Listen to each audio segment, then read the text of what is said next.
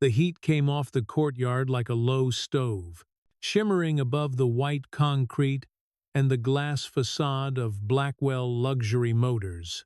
Cars idled at the curb's soft, purring throats of money, while the automatic doors sighed open and shut to deliver the scent of air conditioning and expensive cologne. Salespeople in fitted suits trailed customers with the practiced choreography of a boutique, every gesture small and polished, every smile turned a few degrees brighter when a camera phone appeared. The wreck lay in the far corner like a monument no one wanted to dust. Once red paint dulled to a bruise, the hood buckled, the windshield spidered into a frozen scream. Someone had polished the badge till it glowed anyway. A castrated trophy, victory mounted on a cinder-block plinth, under a sun that bleached everything but shame. Walter Johnson nursed his pickup to the curb, and it died with a cough and a shudder that shook the rear-view mirror. He sat for a second with his hands on the wheel. The leather had long since cracked into riverbeds. The steering column carried the ghost of a citrus air freshener from a year ago. On the passenger seat, a paper sack gave off the thin vinegar perfume of pickles. His granddaughter's lunch break ended 12 minutes ago. She would be inside at the front desk. Soft voice, tidy hair. He had promised to swing by, to take her the sandwich, and maybe a ride home after the afternoon rush. He turned the key again. The engine coughed wetly and quit. "Of course," he said softly, "not to the truck, to the little run of bad luck that shows up like rain right when a man sets his hat on the fence post to keep it dry." The door hinges complained when he opened them. He stepped down, slow about the knees, and popped the hood. Steam did a lazy rise, the way breath leaves a horse on a cold morning. He leaned forward, the brim of his cap shadowing his eyes, and listened like you listen to somebody tell a half-truth. Belt fine. Battery connections a little bright with oxidation. He reached for the clamp, and a voice leapt across the courtyard, bright as chrome. "I'll give you the Ferrari if you can get it to run." Laughter bounced off the showroom glass. Heads turned. They knew that voice. Everyone did. Around here. It belonged on billboards, fundraisers, ribbon cuttings. The owner's name on the building wasn't just branding. It was gravity. Jonathan Blackwell stood by the revolving door in a shirt the color of fresh cream and a watch that could hypnotize a cat.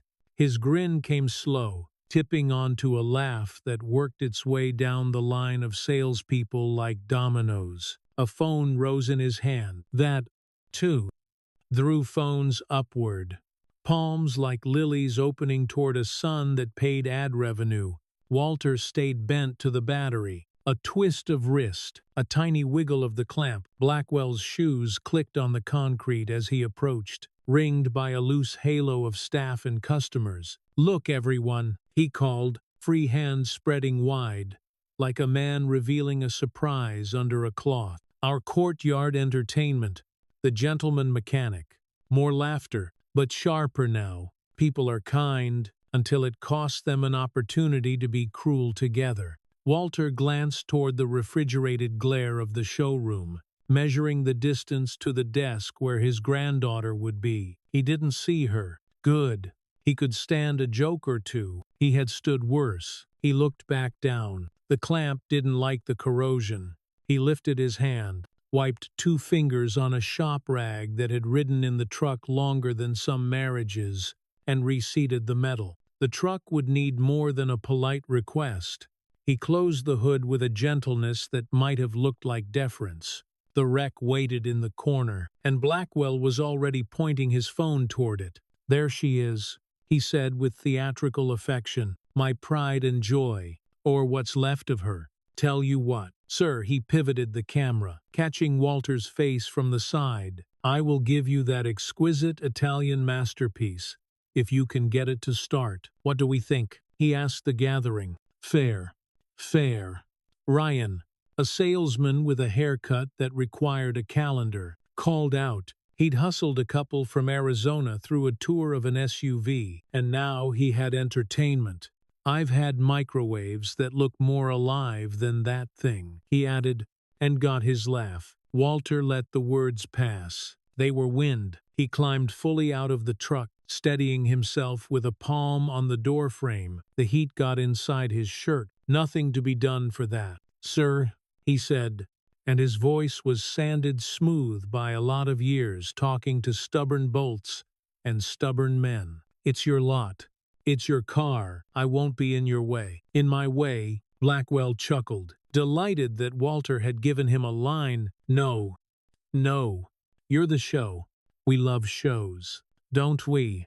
The crowd agreed. The courtyard had a murmur now, a stream finding its channel. "I mean it," Blackwell said, angling his phone to catch all of it. Walter's old truck, the wrecked Ferrari, the gleaming showroom like a church behind it.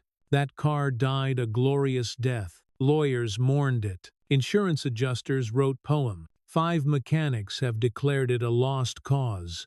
If you can make it purr, my friend, I will hand you the keys and the title on camera. He was careful with that last phrase, on camera. He understood his audience, both the dozen in front of him and the couple 100,000 in his pocket. Walter shifted the paper sack to his left hand and set it on the warm hood of his truck. He didn't reach for the Ferrari. He didn't refuse either. He looked at it the way you look at an old house you once drove by years back, wondering who bought it, who painted the porch, how the light fell in its windows at supper. Some of the customers peered at the wreck and experienced a harmless thrill.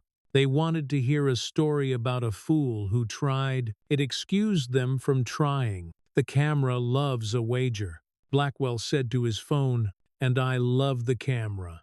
He winked into the lens. Tiny starburst from the sun catching the curve of glass. "Hey, old man," Ryan called, brave with company. "My dad owns a bike shop. I can get you in if this doesn't work out." He mimed, twisting a small wrench. Another laugh. Walter turned just enough to see him and nodded once. The kind of nod you give someone who has told you a joke they think you don't understand. A woman with sharp sunglasses murmured, "We shouldn't," to the man beside her, and yet she didn't move. The man's hand tightened on her elbow like they were in a theater waiting for the third act reversal, the one that lets you leave feeling clean. "Okay," Blackwell said, lifting his chin like a maestro. "Let's not waste daylight. Step right up. Sire, the artifact awaits." Walter crossed the concrete. His boots made that hollow, honest sound work boot on hard ground. The closer he got, the more the ruin resolved into specifics. The hairline fractures fanning outward from a point of force, the kinked tubing, the little glitters of metal dust clinging to grease like constellations caught in oil. The hood bore a shallow dent, the size of a dinner plate where something had kissed it at high speed. The badge had survived with a stubbornness that made Walter's lip almost twitch. Money makes some things resilient in all the wrong places. He stood at the fender with his palm resting on it to steady his balance. The metal was sun-hot. The paint gathered the heat and fed it back into his skin. He listened. A man learns to listen to dead things. They tell the same truths as living ones if you catch the right frequency. "What do you think, folks?" Blackwell asked his phone, moving to frame Walter with the wreck over his shoulder. 10 minutes, 15 before he realizes this is impossible. Should we sweeten the bet? Champagne when he fails. Make it a case. Someone called. "A case, it is," Blackwell said, without looking who had spoken. "What's your name, Sire? Let's get acquainted. The internet loves a protagonist." "Walter," he said. "Walter. A strong name. Walter. What's the game plan?" "This is where you tell us about the carburetor. Or a solenoid. I hear solenoids are important." He grinned at the camera, knowing exactly how much he knew and how much he pretended not to. Walter thumbed the hood latch and lifted. It resisted. then yielded with a reluctant squeal. Inside was a landscape of damage. Wires blackened and scared stiff. Plastic housings warped into new geology. Metal colored the wrong colors by heat. There is a kind of silence inside a dead engine that isn't emptiness. It's a lack of rhythm. No tick, no sigh. A church with the organ unplugged. Careful, Blackwell said, in the tone of a host, reminding you not to paw the museum piece. We'd hate to have the artwork fall on you. Walter did not stick his head in. He stood back and watched, then leaned at the angle you lean when you don't want to shade the thing you're looking at. Sunlight bled along the contour of the intake. He put 2 fingers on a fuse case, just enough to feel the temperature difference from the metal nearest it. Heat had lingered here longer than there. That was interesting in a way that didn't yet rise to meaning. The crowd's laughter had thinned into commentary. Somebody said, "It's a 2019, and somebody else said that the one from that kid who crashed on Mulholland. The stories were wrong in unimportant ways. Stories often are when they're told by people who won't be asked to fix anything." Blackwell lifted his phone higher and panned, slow and theatrical. He liked that his reflection appeared in the glass behind the wreck, doubled and ghostly, like a man who built a temple and found himself consecrated in it. 5 mechanics, he said again. 5. The kind with certificates and diplomas that make their mothers proud. They all wrote the same eulogy. Total loss. Dead. If it were a horse, it would be glue by now. He laughed at his own joke, and made sure the laugh hit the microphone just right. A man in a polo short enough to display the right kind of tan said, "He's calm, though." Another man said, "Calm doesn't start a car." Someone else said, "Sometimes it does." And the first man smiled, like he had heard something profound, and wanted to be seen hearing it.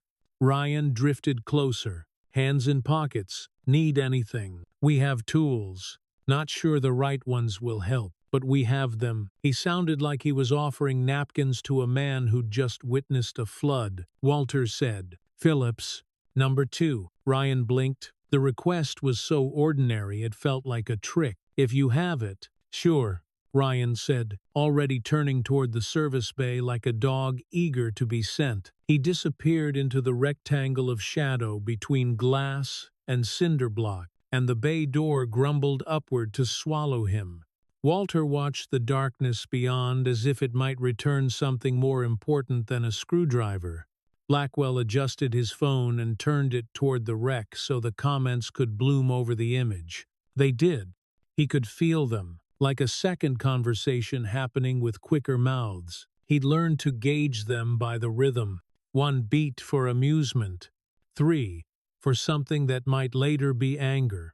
A longer pause that meant someone had typed a paragraph. 30 minutes in, he said to the camera. Then to the crowd, "Admirable détermination. A man who sticks to a job. Where are you from?" "Walter." "Here." Walter said, "Here. We love a local story." Blackwell purred. People love to see themselves in the content, don't they? He didn't wait for an answer. "You pick up your—" "What?"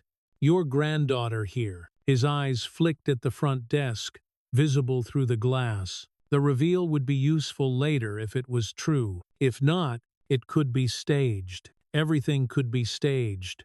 He had built an empire out of staging the right things at the right time. Walter didn't entertain the question. He rested his fingers on the rim of the engine bay, a light landing. The way you put a hand on a railing to feel if it will take your weight. The sun shifted, and the chrome trim flashed a little Morse code that meant nothing to anyone who didn't believe the world sent messages for free. Ryan returned with a shallow blue tray and the proud air of a man who had not gotten lost in the dark. "Phillips number 2, he announced, brandishing it like a trophy. The handle was insulated, new enough to smell faintly of factory plastic. "Thank you," Walter said, He took it in a way that suggested the tool belonged to anyone who needed it, and that he hadn't needed it yet. He set the tip in a screw at the cowl, felt its seat, and did not turn. He lifted it again, set it on the tray, and closed his hand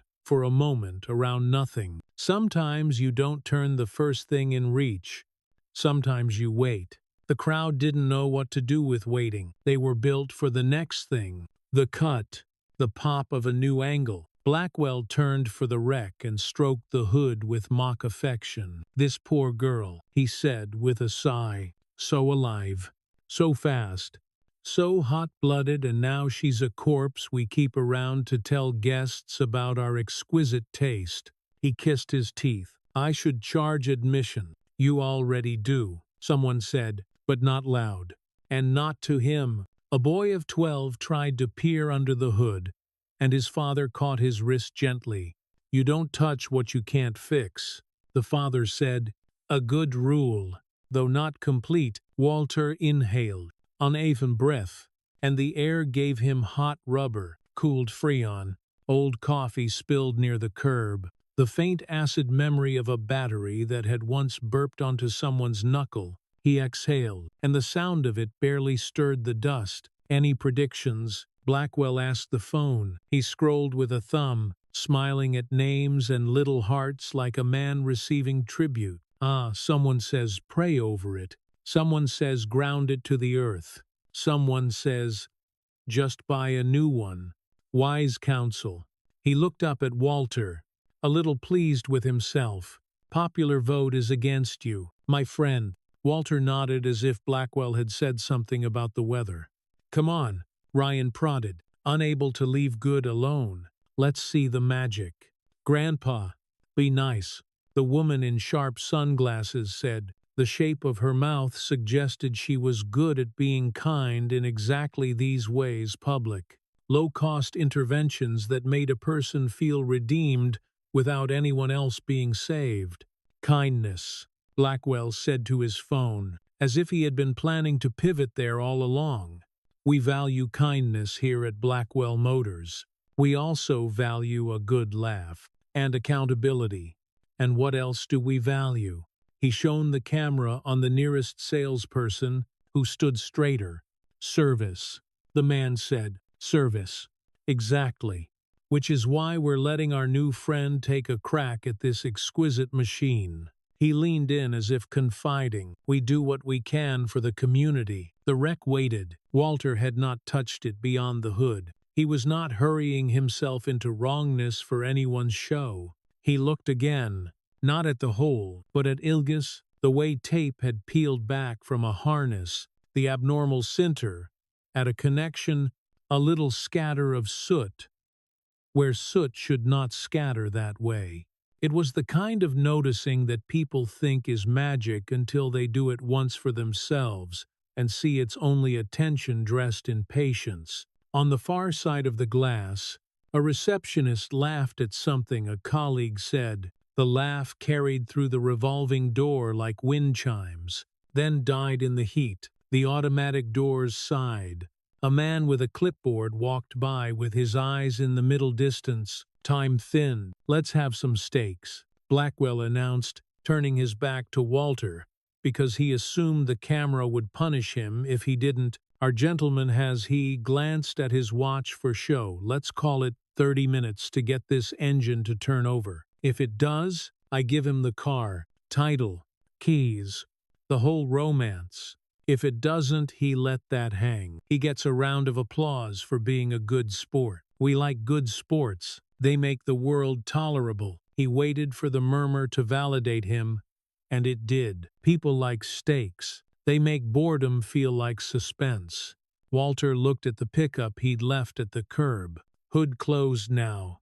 He had meant only to drop a sandwich and a smile and be gone. Plans are a way of notifying God what to laugh at before lunch. "Are you ready?" Blackwell asked, gracious now. A ringmaster, offering the lion tamer, a chair, and a cheap whip. "The floor is yours." Walter put his palm on the Ferrari's hood, just above the badge. The metal took his heat and gave him its memory. He didn't close his eyes. He didn't make anything theatrical of it. He stood like a man greeting an old, difficult neighbor. The crowd tilted, very slightly, as if drawn into the gravity of his stillness. The phones caught everything, his hand, the tremorless fingers, the scabbed knuckles, the half-moons of clean skin where rings might once have been, or where they never had been, because metal is a jealous companion and takes what it can bite. They caught the badge catching sun. They caught a small gnarl in the paint no detailer would have bothered to whisper away. They caught Blackwell, framed over Walter's shoulder, great and pleased and sure. "Showtime," Blackwell said softly, almost to himself, and louder, to the lens. "We are live at Blackwell Luxury Motors, where a local gentleman has bravely taken on what 5 professionals could not. The stakes, only the most beautiful piece of engineering in this hemisphere. Europe called," Ryan said under his breath, and the salespeople snickered in the Safeway mouths tucked behind their teeth. Walter's thumb stroked once across the paint and stopped, as if the car were an animal that might spook if you moved too quickly. The sun set another degree on its track. Heat breathed out of concrete, a siren dopplered somewhere far off, its urgency too rarefied to reach this courtyard, where money wasn't in trouble yet. A child asked, "Is he going to fix it?" And the father said, "Watch." He meant it as a lesson about the world's appetite for spectacle. But it sounded like hope. The room of the outdoors tightened. People drifted closer by small permissions, the 2 inches you take without asking, the step that becomes 3, the tug at the hem of politeness. A woman lifted the edge of her sunglasses and let her eyes go naked to the light. Walter's hand stayed where it was, steady as if someone had told him the earth itself would drop if he lifted it too quickly. All the noises went a fraction smaller. The air's hum found its key. In the glass of the showroom behind them, a ghost. Walter stood with a ghost hand on a ghost car, and a ghost. Jonathan filmed him. Reflections arranged themselves into parable.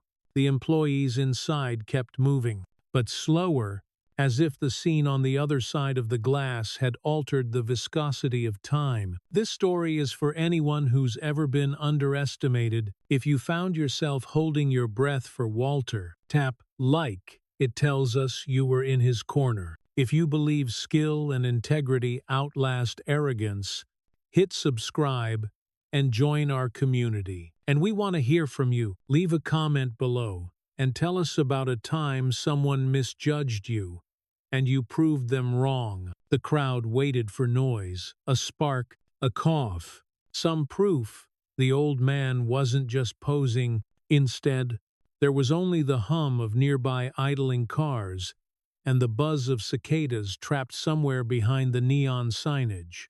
Walter kept his hand on the hood. His thumb traced a faint ripple beneath the paint. A bruise no buffer could polish out.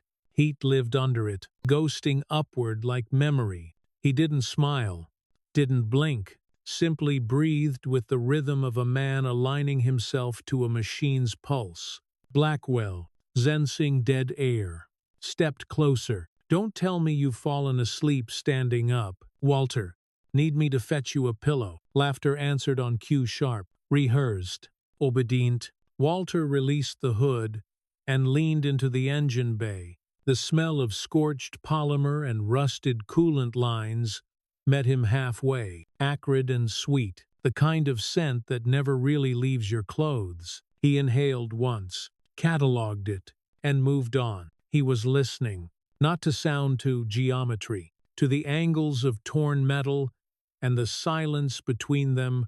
He'd built this symphony before. He could hear its missing notes. They didn't know the old man had once written the blueprints their laughter rested on. He brushed the ash off a fuse box with 2 fingers.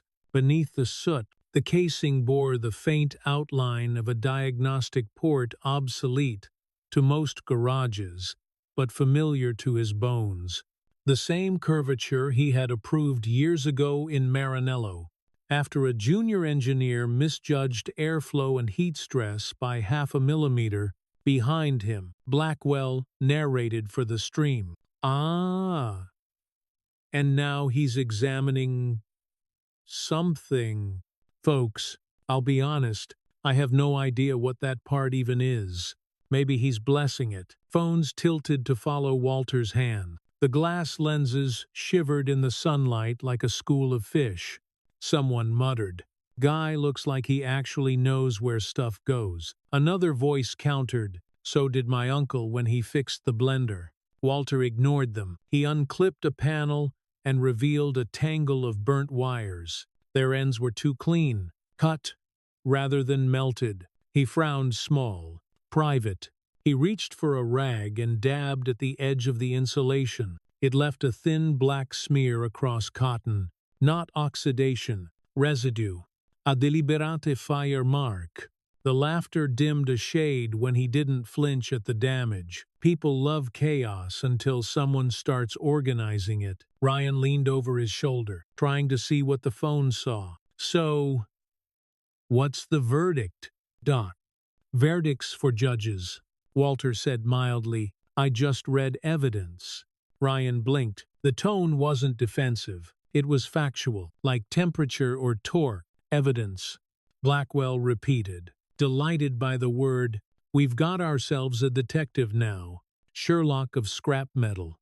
Another peal of laughter. The camera found his grin again. He thrived on sound. Silence scared him. Walter's hand hovered over the intake manifold. The bolts bore tiny scoring marks, not from collision, but from the wrong wrench size, the kind that slips and leaves a crescent scar. Amateur tampering, or intentional. He glanced toward the service bay. Ryan's toolbox sat open, the same standardized drawer system used in every certified Ferrari shop worldwide. Second shelf. Third, from the left, Phillips 2 with insulated handle. He didn't even need to look. "Phillips 2, he said softly. Ryan turned. "What?"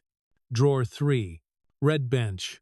Second shelf. Beside your Torx keys." Ryan hesitated, a flicker of unease rippling through his practiced smirk. "How the hell I mean?" "Okay." He disappeared again. Blackwell caught it. "Ladies and gentlemen, we've reached the request stage. Tools are being summoned. The ritual deepens." He turned the phone for dramatic effect. When Ryan returned holding the screwdriver, Walter simply nodded and took it. The handle fit his palm like memory. He loosened 2 screws, lifted a blackened relay. Its base was fused, but the terminals beneath looked wrong. Too bright. Recently handled, he brushed away dust. A faint serial engraving shone underneath, half melted but legible. Blackwell's tone shifted to mock concern. "Careful now. We wouldn't want you to get shot. Liability. You know. Appreciate your concern," Walter said, and kept working. A bead of sweat traced down the side of his face. His shirt clung to his back. The day had grown hotter, the crowd thicker. He could feel their expectation tightening like a noose made of attention. Rebecca still hadn't returned from lunch. He hoped she'd stay gone another 10 minutes. The first 20 minutes crawled. Walter examined, adjusted, disconnected, reconnected, each movement small, methodical. Blackwell's live feed flourished with hashtags: "Old Man Mechanic," "Ferrari Challenge," "Impossible Fix." Emojis of flames and laughter poured in. The algorithm loved humiliation that lasted 45 minutes. Blackwell announced, checking his Rolex with theatrical despair. "Impressive endurance." "Most people give up after 10. Someone clapped ironically. Another shouted, "Give him the engine manual." Walter straightened at last, stretching his back. His eyes moved over the gathered faces, the way curiosity had cooled into something quieter. Some of them were starting to root for him without admitting it. Hope is contagious. Even in places built to sell envy. He looked at Blackwell. "Sir," he said, calm as a metronome, "may I ask you a question?" The billionaire arched a brow. amused. "By all means, have you ever built anything with your own hands?" The crowd laughed, thinking it another punchline, but the laughter wavered when they noticed Walter wasn't smiling. Blackwell blinked. "I built a real estate empire, if that's what you mean." "No," Walter said gently, "that's buying, not building." The silence that followed wasn't comfortable. Even the phones hesitated, their lenses tilting lower. A plane passed overhead, leaving a white incision through the sky. Blackwell forced a chuckle. "You're quite the philosopher. Maybe after you finish losing this bet, you can write a book." "Maybe," Walter murmured. He turned back to the engine. He removed the control panel, fingers steady. Beneath it, the main harness revealed itself, a spiderweb of wires, each strand carrying the memory of heat and voltage. His thumb brushed a cluster near the relay. The insulation cracked, too brittle for the year, too uniform for accident. He found what he needed, a frayed copper strand, its edge sheared clean, burned afterward to mimic natural failure. He didn't react, not yet. He set the wire back in place, almost tenderly, and closed the panel. From the periphery came whispers. "He's doing something," someone said. "He's not just poking around." Blackwell clapped once, and the show continues. "How's our hero holding up?" Walter ignored him. He moved to the passenger side, crouched, and retrieved a small screwdriver he'd noticed under the seat earlier, the kind used for instrument calibration. He used it to remove the plastic cowl near the fuse box. The motion revealed a hairline crack in the grounding plate. A perfect saboteur's touch. He exhaled through his nose. The same signature pattern he'd seen once before in Marinello's testing lab, back when a supplier had falsified stress test data to cut costs. The pattern was unmistakable. His fingertips traced the contour of the crack, reading it like Braille. Memory clicked into place. Inside the showroom, through the tinted glass, a pair of salespeople watched with nervous fascination. Rebecca had just walked back in, paper bag still half closed in her hand. Her smile froze when she saw the crowd through the glass. She pressed closer. Her grandfather stood at the center, surrounded by strangers and laughter. Blackwell's phone glinted like a weapon in sunlight. "What's going on?" she asked a coworker. "Oh, some guys trying to fix the boss's dead Ferrari. They're live streaming it." She moved toward the door, pulse climbing. Outside, Blackwell saw her and raised his voice. "Ah, an employee. Maybe she can help our contestant. Miss, do you know him?" Rebecca swallowed. He's a customer," she said carefully. Walter glanced up, and their eyes met for half a breath. He gave the smallest shake of his head. She stopped where she was. "Excellent," Blackwell said, not catching the flicker. "Witnesses everywhere. Transparency. Integrity." He laughed again, but a hairline tension had crept into his voice. He didn't like how calm the old man remained. Walter stood. "Mr. Blackwell," he said, "this engine, when did you last have it examined?" "Oh, a while ago. After the accident? Why, just curious." He turned back before the answer could curdle into arrogance. Minutes folded.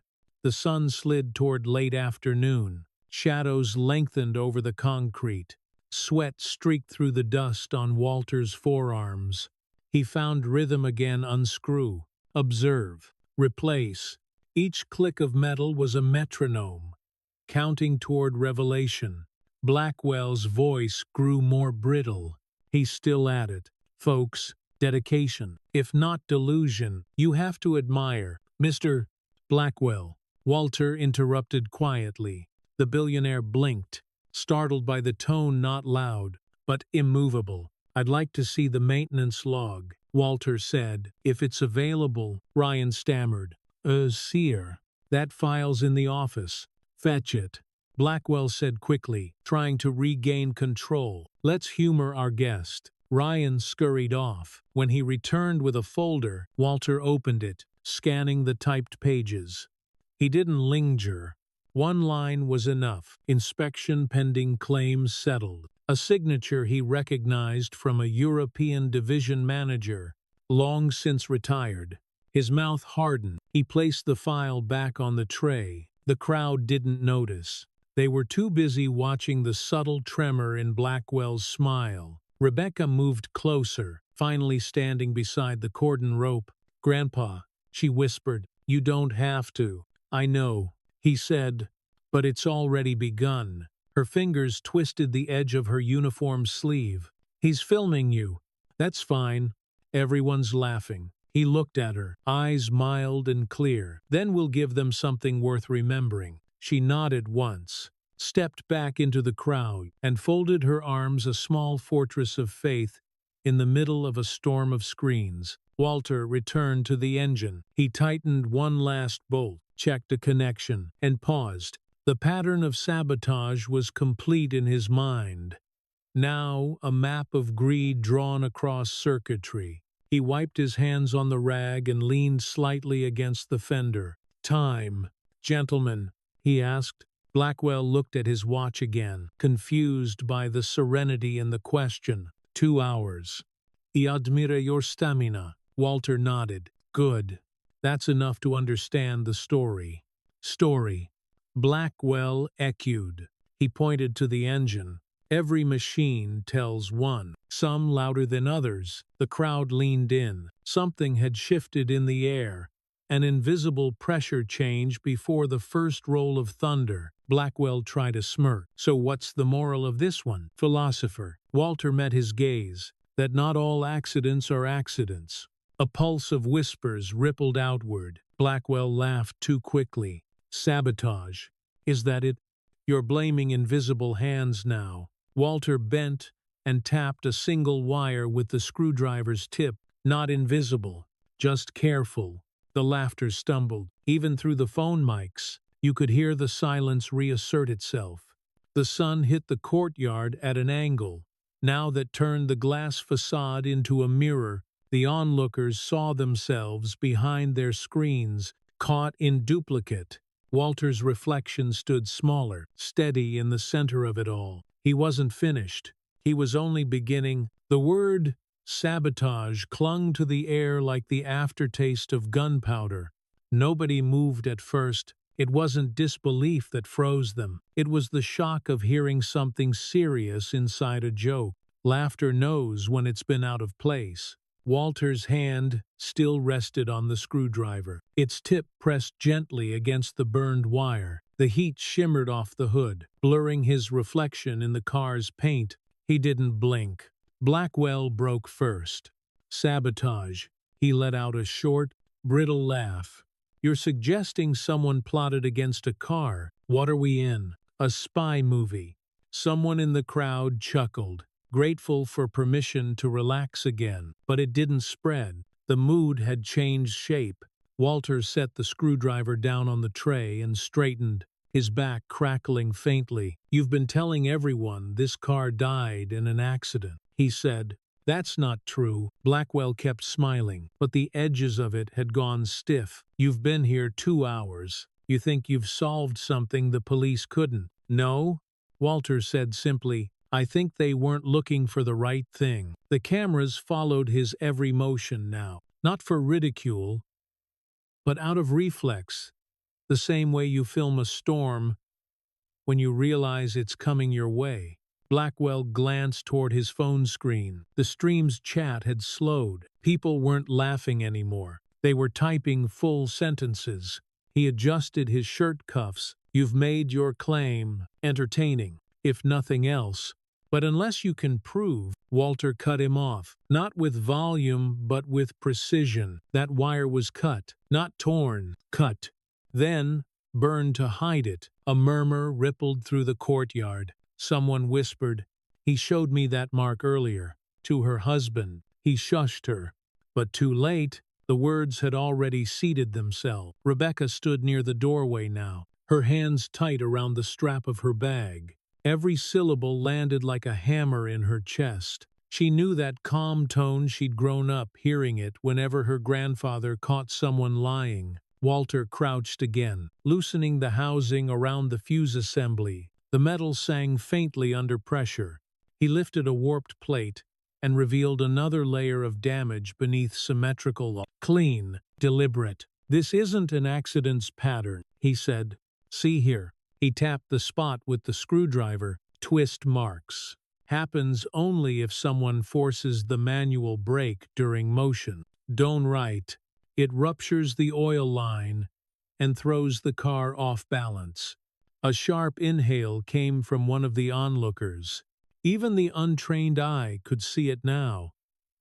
The unnatural symmetry of harm. Blackwell laughed again, higher this time. "You have quite the imagination, Walter. Perhaps you missed your calling as a novelist." Walter looked up at him. "I didn't miss it. I built yours." "What does that mean?" He didn't answer.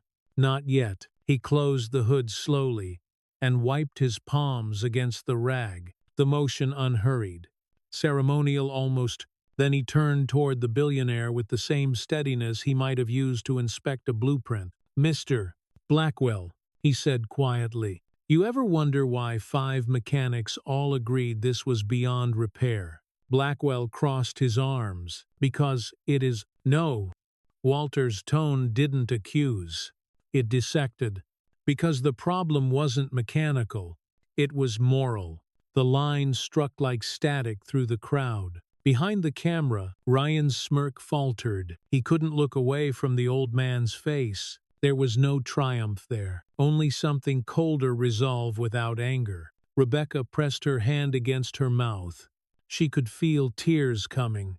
The wrong kind. Born not of sadness but of release. For the first time in 2 years working there, someone had told Jonathan Blackwell no in public. The heat had broken a little. Wind drifted through the courtyard, carrying with it the metallic scent of oil and the faint sweetness of cut grass from beyond the fence. It smelled like the pause between storm and thunder. Blackwell checked the phone screen again, scanning the live chat. "He's right.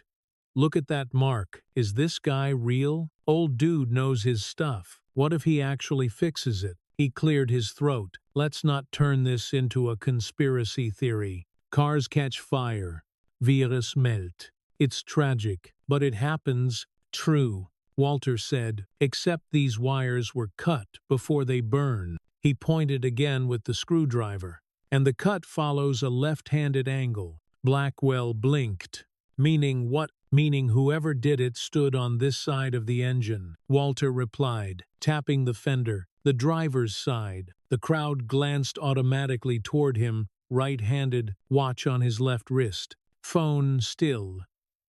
Filming. Blackwell forced a smirk. "I didn't say I did it. You didn't have to." The courtyard fell quiet again. The dealership's air conditioning system hummed audibly through the glass. A distant mechanical heartbeat. Somewhere, a door shut. Inside that silence, Blackwell's confidence began to creak. Rebecca finally stepped forward from the doorway. "Grandpa," she said softly, enough for him to hear, not the others. "Don't." He shook his head once. "We don't start what we can't finish, Rebecca. And we finish what we start." Her throat tightened. The familiar phrasing, something he'd said to her when teaching her how to ride a bike or fix a fuse. It meant, "I know what I'm doing." She stayed back, but didn't look away. Walter turned again to the wrecked Ferrari. The sun caught the metallic paint, casting a red reflection across his forearm. He reached inside, connecting the diagnostic probe he'd borrowed from the service bay. The small LED blinked twice, then glowed steady green. A faint electronic chirp filled the silence. Everyone leaned closer. "What's that?" Ryan asked. "Heartbeat monitor," Walter said. "Every modern Ferrari has a microcontrol log. Records of last engine activity, temperature, RPM, throttle input. Not the kind of thing most people know how to read." "You mean a black box?" someone whispered. "Similar," Walter said, "but subtler." He held the display up to the light. Numbers scrolled across, flickering red against the reflection of his glasses. Then they froze on a line. Walter's brow furrowed. 40%? Blackwell frowned. What? This engine's temperature limiter was bypassed for 4 minutes and 17 seconds, Walter said, his voice low but carrying, long enough to cause catastrophic damage, but short enough not to look deliberate unless you know where to check. The murmur grew louder now. People were no longer laughing. They were watching with open mouths. That's ridiculous, Blackwell said quickly. How could anyone even? By accessing the firmware, Walter said, from the onboard console. With the right password, the camera caught every syllable, and for the first time, Blackwell stepped out of frame. Rebecca's phone buzzed in her pocket. She glanced down, notifications exploding. You're trending. Old Man Mechanic has one. 2M views. He's dismantling him live. Her heart pounded. She should have been terrified. Instead, a small, fierce satisfaction flickered somewhere deep inside. Walter didn't see it. He was back under the hood, reconnecting a set of diagnostic leads. The old rhythm returned to his movements. Efficient, almost musical. He had spent half a century teaching men half his age how to coax miracles out of machines. The motion came back like muscle memory. He tightened a clamp, then reached for the screwdriver again. Ryan, he said without looking, bring me the ignition key. Ryan blinked. What? That thing doesn't even... Key, Walter repeated. Please. Ryan hesitated, then glanced toward Blackwell. Sir. Blackwell hesitated longer. Every camera was still live. To refuse now would look like retreat. Fine, he said, forcing a grin. Let's see the magician finish his act.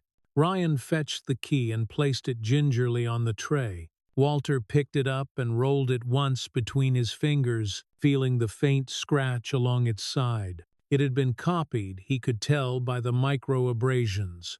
The way the cut wasn't factory smooth. Interesting. He slid into the driver's seat of the wreck, a motion that seemed at once absurd and sacred. The cracked leather released a breath of stale air and dust. He inserted the key, turned it once nothing. He adjusted the contact pressure, pressed the ignition a second time. A soft electronic chirp. The system lit up, coughing faint light into the cabin. The crowd collectively inhaled. He pressed again. The engine made a weak whir, then silence. But something inside had changed. The sound was no longer dead, merely sleeping. Walter turned it off, stepped out, and faced them. It'll run, he said. Just not yet. Blackwell laughed, trying to salvage his show. You heard him. Folks, we've gone from detective to prophet. It will run. Maybe tomorrow. When the ferries come, Walter regarded him steadily. Ferry don't build engines. Mr. Blackwell. Mendo. He left it there. The calmness of it stung worse than any insult. The courtyard had become an amphitheater of heat and tension. The sales staff stood rooted. Inside, employees pretended to work, but couldn't look away from the glass. A middle-aged customer whispered, "That's the same guy who fixed my nephew's old Triumph in Glendale. He never even charged full rate." His wife nudged him. "You're sure?" "I'm sure. Took him half a day. Said it just needed listening." Ouch. The whisper joined others until the whole place seemed to buzz with speculation. Blackwell heard it. His empire thrived on control, and he could feel it slipping through his manicured fingers. He cleared his throat again. "All right. Fun's over. We've entertained the internet. Everyone back inside." Walter's voice sliced clean through. "You said 5 mechanics. Who were they?" "What?" "You said 5 mechanics declared this impossible. Who were they?" Blackwell blinked. "Independent contractors. Mostly. Don't recall names." "I do," Walter said, "because 2 of them signed these service notes." He lifted a paper he'd taken from the maintenance log earlier. Both of them worked for Blackwell Holdings, before your real estate division bought their garages. The color drained slightly from Blackwell's cheeks. That proves nothing. No, Walter said, folding the page, but it tells me who benefits when something that should live dies. The air thickened again. Clouds had gathered above the courtyard, dulling the light. A faint rumble echoed somewhere in the distance, or maybe it was just nerves. Blackwell turned back to his phone. "End the stream," he muttered. "Sir?" Ryan asked. "End it." Ryan hesitated. It's already viral. You can't turn it off." Blackwell snapped, louder this time. The tone cracked like glass, startling even himself. The sudden anger broke the fragile illusion of composure. People flinched. The camera still rolled. Walter looked at him, unblinking. "Now, it's not just a game anymore, is it?" Blackwell glared. "You don't know who you're talking to." "I do," Walter said quietly. "A man who mistakes noise for power." Rebecca finally moved beside her grandfather, standing at his shoulder. She didn't speak. Her presence was enough. The moment anchored the space, a visual symmetry between age and youth, calm and defiance. The wind picked up again, tossing a paper cup across the lot. The Ferrari's cracked mirror caught the reflection of the two of them, framed by the crimson ruin and the crowd. It looked almost like a portrait. Walter turned back to the car, picked up the rag, and wiped a streak of soot off the hood. "You asked what I think?" he said. "I think someone wanted this engine to fail. I think they got paid for it, and I think they didn't expect anyone to notice." He folded the rag carefully, laid it over the tray, and looked up at the sky. "The thing about machines is they don't lie.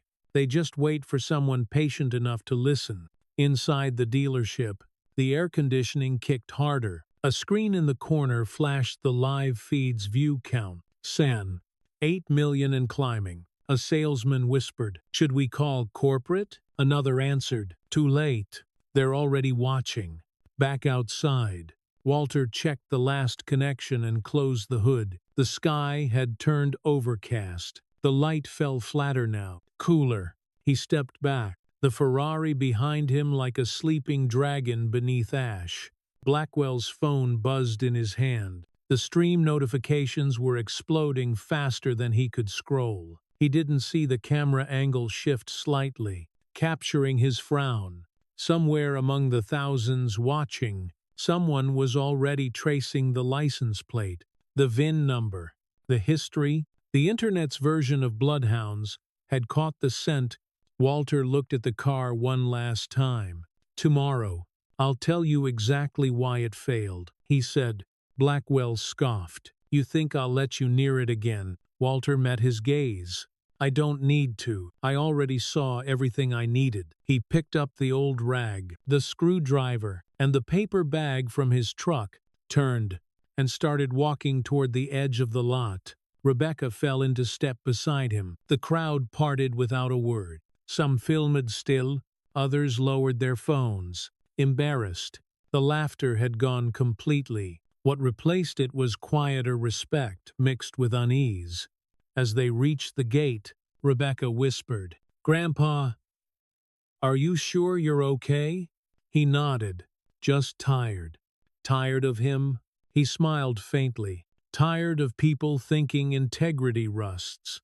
Behind them, the Ferrari gleamed under the gray light, the reflection of clouds moving over its wounded surface. Back by the entrance, Blackwell exhaled hard and turned to Ryan. "Delete the recording." Ryan didn't move. "Sir." "It's already everywhere." The billionaire's jaw locked. "Then make a statement. Something about charity, redemption. Spin it." But there was no spin left. The story had escaped, and the man he'd mocked now owned the silence. By the next morning, the courtyard was famous. Clips from Blackwell's live stream had flooded every platform overnight. "Old man mechanic shuts down billionaire bully. That's buying, not building the line that broke the internet." 15 million views by sunrise, subtitled in 6 languages. stitched into reaction videos, memes, think pieces. Half the comments laughed. The other half wondered who the old man was. Benign, reporters idled across the street, pretending to check their phones. Inside, Blackwell Motors had gone half silent, the kind of quiet that follows a loud humiliation. The staff whispered in corners. The showroom smelled faintly of disinfectant and tension. Walter didn't show up. Rebecca did. She moved through the morning with mechanical calm, answering calls, handling customers, smiling just enough. Her uniform felt tighter today, the fabric aware of scrutiny. People kept sneaking glances at her, whispering when they thought she couldn't hear. That's his granddaughter, the engineer's kid. You think it was real. Every ring of the phone made her stomach jump. When it finally rang for her, she almost didn't pick up. Reception. Rebecca speaking. The voice was low, accented, formal. Good morning. This is Lorenzo Benedetti from Ferrari Engineering. Modena. Am I speaking with Signor Johnson's family? Her grip on the receiver tightened. This is his granddaughter. Ah, perfect.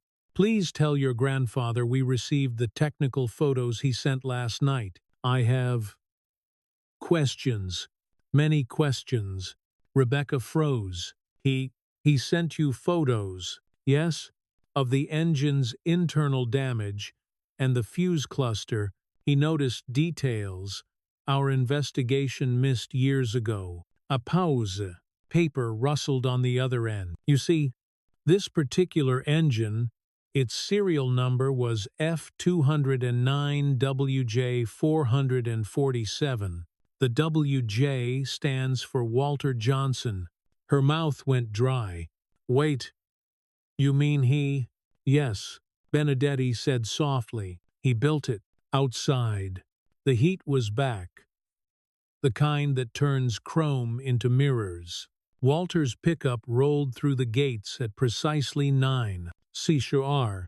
The truck still coughed once before settling into a steady idle. He parked near the far curb, same spot as yesterday, stepped out, and looked toward the wrecked Ferrari. They had moved it under a shade tent overnight, perhaps to protect it from weather, perhaps from questions. The red had deepened under shadow, more heart than metal. Blackwell stood near the entrance, jaw tight, phone pressed to his ear. His voice carried across the lot.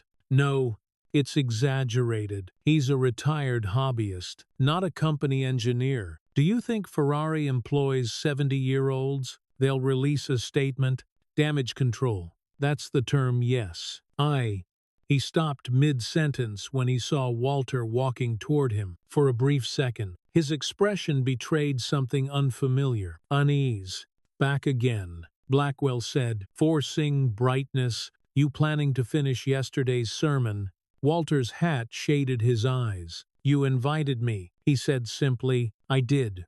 Blackwell admitted, but that was for a show. You've turned it into a scandal. You turned it into that, Walter said. I just told the truth. Inside the showroom, Rebecca stood frozen behind the desk, listening to every word. Her heart was beating too loud to hear the rest of the office. She wanted to run outside, but knew better than to move before the right moment. Her phone buzzed again. A message from Benedetti, confirming your grandfather's photos matched our archive schematics. Serial WJ. Quat 147 égale engine designed March 2019. Senior Johnson's signature verified on internal blueprint file. This is extremely serious. Do not let anyone tamper with the vehicle. She stared at the text, her pulse skipping. She had known he was an engineer once, but this was something else entirely. Back outside, Blackwell had begun to pace. You realize what you've done. You've defamed my name, my company. You've created a circus. Walter studied him. I didn't create anything. I just exposed what was already there. Exposed. You've told stories. You've spun conspiracies. You've... Would you like me to show you proof? Walter asked quietly. Blackwell's voice stumbled. Proof. Walter turned, gesturing to the wreck. Bring me the engine plate. Ryan, who had been lingering near the tent, hesitated. Sir, it's still mounted. Then unmount it, Walter said. Blackwell snapped. Don't you dare. Ryan looked from one man to the other. Torn, Mr. Blackwell, it's just 4 bolts. Ryan, Walter said evenly, do what's right. It wasn't a command. It was an invitation. Ryan swallowed, nodded, and went to fetch a wrench set. It took 5 minutes to free the metal plate. When Ryan handed it over, Walter wiped it carefully with his rag. The sun caught the etched numbers. F209 WJ 447. He held it out for the camera crews, who had begun to edge closer through the fence. The lens zoomed in. Serial numbers. Follow pattern F-year model designer. Walter said, WJ 447. My initials. It was the 447th engine I designed for Ferrari racing in Maranello. The crowd murmured. Even the staff inside had come out now. Phones in hand, Blackwell's composure finally cracked. Coincidence. There are plenty of WJs. Not in the Maranello registry. Walter said, they sign every design. I signed that one with my name. March 2019. Rebecca appeared behind the crowd then, pushing her way forward. He's telling the truth, she said, her voice trembling but clear. Ferrari confirmed it this morning. Blackwell turned on her. What did you say? She held up her phone with the message from Benedetti. The director of Ferrari engineering called me. They verified the signature. He built that engine. Blackwell's mouth opened, but no sound came out. The murmuring spread faster than any live stream. He built it.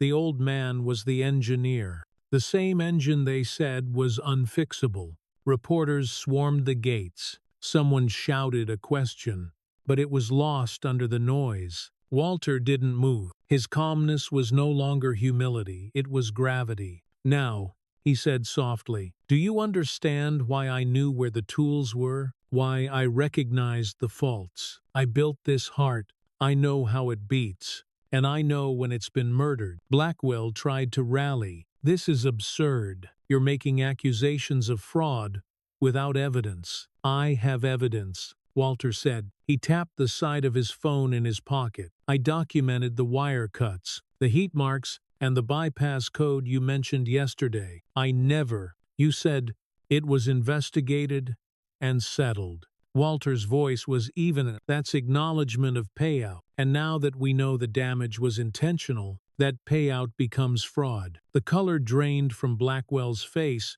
You're twisting words. No, Walter said. You twisted metal. The line landed like a hammer. Even Ryan exhaled sharply, as if witnessing a final blow. Rebecca stepped forward again. Grandpa, she said softly, shouldn't maybe we call the police? Not yet, Walter said. First, we call the truth. He dialed. The speaker crackled. Signor Johnson. Benedetti's voice came clear, the Italian cadence unmistakable. We're live from Modena. Good morning, Lorenzo, Walter said, loud enough for all to hear. Blackwell's shoulders stiffened. What is this? I sent Mr. Benedetti my findings last night, Walter said. He's reviewing the internal data logs. The speakerphone hissed faintly as Benedetti continued. Walter, you were right. The firmware override came from the owner's console, not factory software. This was sabotage done intentionally to trigger mechanical failure. We've already alerted our legal department. Gasps spread through the crowd. Benedetti's voice rose. Firm now. This is a serious criminal matter. The engine's integrity log confirms it. And, Walter, your signature on the schematic molto chiaro. No doubt, Blackwell lunged forward. Turn that off. Walter stepped back. Steady. Go ahead. Lorenzo. We'll issue a statement within the hour, Benedetti said, and Walter Ferrari owes you an apology for how this was handled. The call ended. Silence followed, clean, surgical silence. Blackwell looked around, desperate for an ally. Every face had turned. The crowd he'd once commanded with laughter now watched him with the fascination reserved for slow disasters. "Listen to me," he said hoarsely. "You don't know what you're doing. You're playing with reputations, livelihoods." "So were you," Walter said. "I'll sue you." Blackwell snapped. "For defamation. For—" Walter raised a finger. "Be careful, Jonathan. You're still live." Blackwell froze. The camera was still rolling. Ryan hadn't stopped the feed this time. The little red dot blinked steadily. The comments were exploding faster than words could be read. Rebecca's voice trembled. "Grandpa, you should step back." "I'm fine," he said gently. "It's not me who's in danger." He turned to the Ferrari again. With careful movements, he replaced the plate on the engine block, sealing it back in place, like a signature on a letter already written. When he spoke, it was not for the crowd, not for Blackwell, but for the machine itself. "You were built to run," he murmured, "not to be framed." He pressed the ignition one last time. The engine coughed, caught, and roared a sound deep and flawless, not of resurrection but recognition. The courtyard erupted in gasps. The reporters surged forward, cameras trembling. The red car purred under the shade, its rhythm precise, alive.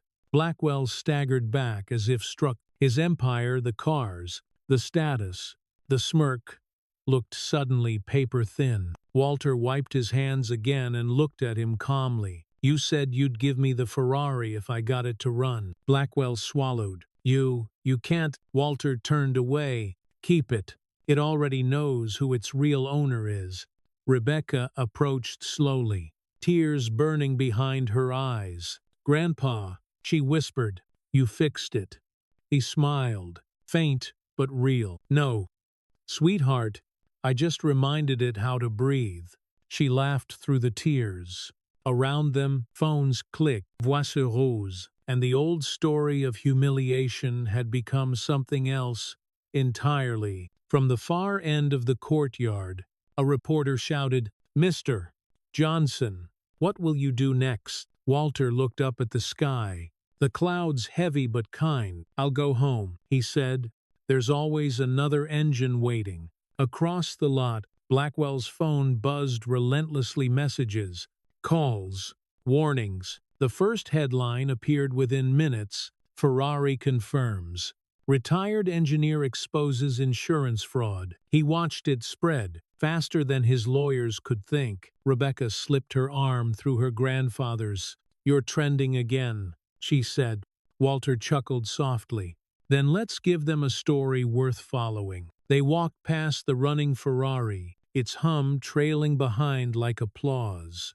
The badge gleamed in the afternoon, sun red, alive, unashamed. Far away, in an office in Modena, Lorenzo Benedetti looked at the photos one last time. The cuts, the burns, the serial number. He whispered to himself, half in awe, half in apology. "You were right again, Walter. Machines remember everything." The serial WJ447 gleamed under the sun, a quiet signature, proving what the world had doubted. By dawn, the video had been mirrored on every platform that allowed sound. 12 hours earlier, it had been a curiosity. Now it was a movement. Clips of the Ferrari roaring back to life under Walter's hands, looped endlessly, captioned in Korean, Arabic, Portuguese. Someone added orchestral music. Someone else slowed it to half speed and titled it Integrity 2. Ling. The comments turned from ridicule to reverence. "He built the heart and made it beat again. This man remembers what craftsmanship means." Blackwell should hide. Walter didn't watch any of it. He was in his garage. The place smelled of dust, oil, and old coffee, the perfume of a life measured in bolts. The morning light crept through the high window, striking the workbench where his tools slept in their perfect order. Rebecca sat on the tailgate of his truck, scrolling her phone. "They're calling you the engine whisperer," she said, half amused, half exhausted. "You've got interview requests from 3 networks, and Ferrari wants to fly you to Modena." Walter wiped his hands on a rag. "Airplanes make my knees ache, Grandpa," she said softly. "This is history." He looked at her, then at the rag. "History's just noise once people stop listening." A beat. Did they ever release their statement? She nodded and read. "Ferrari Engineering confirms retired designer Walter Johnson as original architect of prototype engine F209. WJ447, ongoing internal investigation into insurance irregularities." She exhaled. "They cleared you completely." He smiled faintly. "I was never under investigation." "But you were erased," she said. "That's worse." He didn't argue.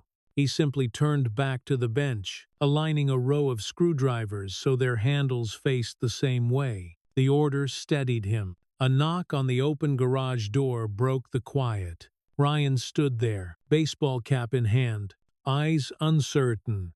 "I figured you might not want company," he began, "but I owed you something." Walter turned. "You don't owe me." "I do," Ryan said. "I looked the other way too long. When Blackwell told us to mark the wreck, I didn't ask why. I just did it." Walter studied him. "You knew, not at first, but when you said sabotage, I remembered the service ticket we swapped a relay under his order. Not the customers, said it was an insurance write-off experiment. I should have said no." Rebecca crossed her arms. "So you helped frame a machine?" Ryan's jaw tightened. "I helped keep my job. Then, quieter. Till now." Walter gestured toward the empty stool. "Sit." Ryan did. "They fired everyone from the floor this morning. Said the dealership's under restructuring. Blackwell's blaming us for letting you near the car." "He's wrong," Walter said. Ryan laughed bitterly. "He's rich. He doesn't have to be right."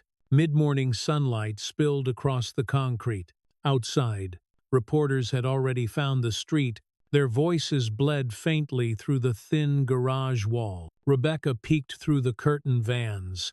Tripods, microphones.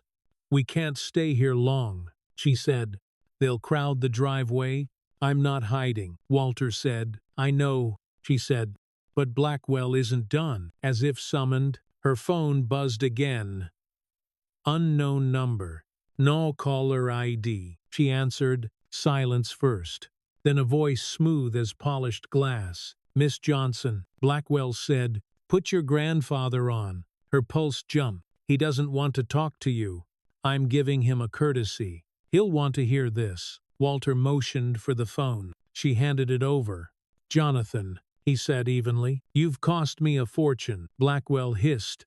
"And you've made enemies you don't even see."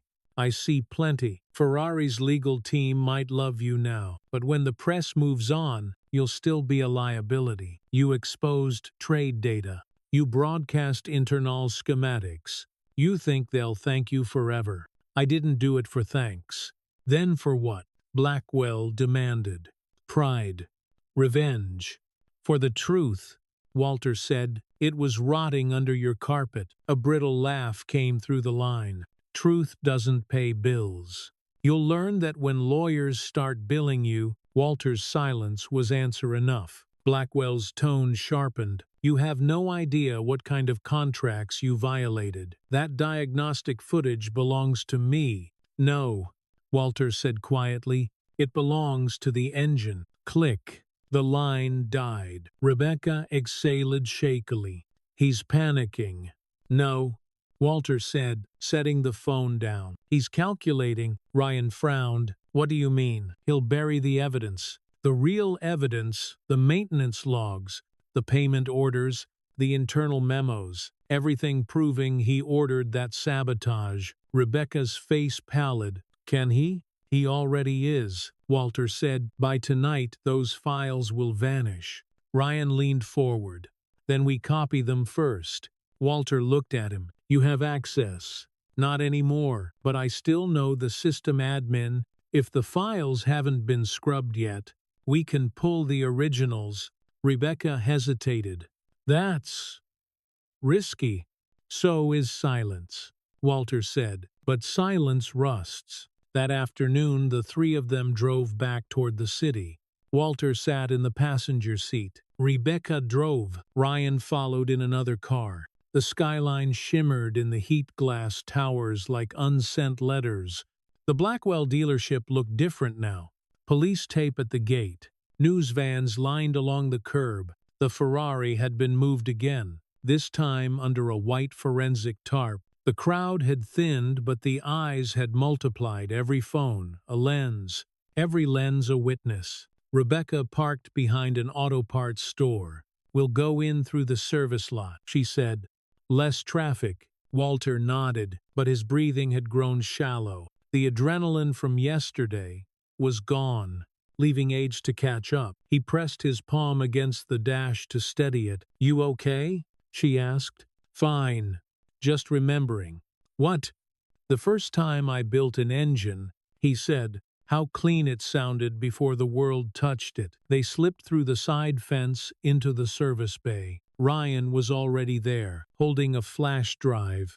Servers upstairs, he whispered. It didn't lock it down yet. We get 10 minutes before they pull the plug. Rebecca stared at the rows of silent cars, the smell of metal and soap. The scene felt like breaking into a church.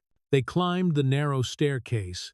The office door was ajar. Inside, screens glowed with lists of files, dates, envois. Ryan plugged the drive in and started copying. 3 minutes, he murmured. Walter scanned the folder names. Claim, form, Führer, damage, log, insurance settle, docx. He pointed. That one. Ryan opened it. The document filled the screen signatures, bank routes, and at the bottom, authorized by J. Blackwell. Transfer. Armayan. 4 million. Reason. Controlled demonstration claim settlement. Rebecca took a photo with her phone. Got it. Anoua's downstairs door. Was. Ryan cursed. Security. Walter unplugged the drive, slipped it into his pocket. Time's up. They slipped out the rear exit just as 2 guards entered the hall. Rebecca's pulse thundered. Behind them, one guard shouted, Hey! They didn't run. Walter simply walked faster. His calm was armor. They reached the alley, merged into the afternoon crowd, and disappeared into noise. Back in the truck, Rebecca's hands trembled on the wheel. We could have been arrested. For what? Walter asked, taking back the truth. She laughed once. Shaky. You make it sound easy. It's never easy, he said. That's how you know it's worth doing. Ryan held up the drive like a relic. You want me to back this up? 3 copies, Walter said, and 1 sealed. Sealed. Walter nodded. Chain of custody. If we hand this to investigators, we prove it hasn't been tampered with. We'll need a timestamp photo and a witness signature. Rebecca blinked. You sound like a lawyer. No, he said. Like an engineer, we measure before we move. Evening settled heavy and orange. They gathered at Walter's garage again. The smell of hot asphalt drifted in through the cracked window. Walter laid the flash drive on the table, next to a coil of blue masking tape, a notebook, and a camera. He wrote the time and date in block letters, then taped the drive into a small envelope. Rebecca, he said, sign here? She did, her pen trembling slightly. Where does it go? Safe deposit box. Downtown, he said. Tomorrow. Ryan added his initials. That's 1 copy. The rest, I'll send one to Ferrari Legal, Walter said, and one to the press. If Blackwell moves first. Rebecca looked at him, worry cutting through admiration. You're preparing for war. He met her. Gaza? No. For proof. At midnight, Walter couldn't sleep. The garage hummed softly, the refrigerator, the clock, the distant chirp of a radio. He sat at the bench, staring at the engine diagram pinned to the wall. The faint pencil notes from years ago. Rev limit. Heat tolerance. Failure angle 0. Cicherar. His handwriting was smaller then. Steadia. He thought about Maranello. The smell of burning lacquer. The young engineers arguing in Italian. The pride of hearing his design roar for the first time. He had built engines to last longer than himself. And yet here he was, proving they could die of politics instead. He reached for his notebook and wrote, "When truth ignites, stand close enough to feel the heat, but not so close. You burn with it." Rebecca found him there at dawn, still in his chair. The notebook lay open. She read the line, smiled, and brewed coffee. The TV murmured from the counter, news anchors debating liability, playing footage of the viral moment in endless rotation. Then a new headline slid across the screen. Breaking. FBI opens inquiry into Blackwell Holdings fraud allegation. Walter stared at it, expression unreadable. Too fast, he murmured. He'll retaliate. How? Rebecca asked. By making me look corrupt before they look at him. By afternoon, that prediction came true. A post appeared online under a burner account. Retired engineer leaked proprietary data to foreign firms. Ferrari Danius involvement. Attached was a cropped photo of Walter at his bench, taken without consent. Comments exploded again, this time divided, suspicious. Rebecca slammed her phone on the counter. He's framing you. Walter didn't even flinch. Expected. Ryan stormed in minutes later. Breathless. They just seized the dealership servers. Blackwell's spinning the narrative claims you altered the logs. Walter looked at him calmly. Then we show the originals. Ryan hesitated. Ferrari's PR team wants to coordinate. They'll need the chain of custody proof by morning. Walter nodded. They'll have it. Rebecca sat down hard. You're so calm, it's scary. He smiled faintly. Engines panic when the oil runs low. People panic when the truth does.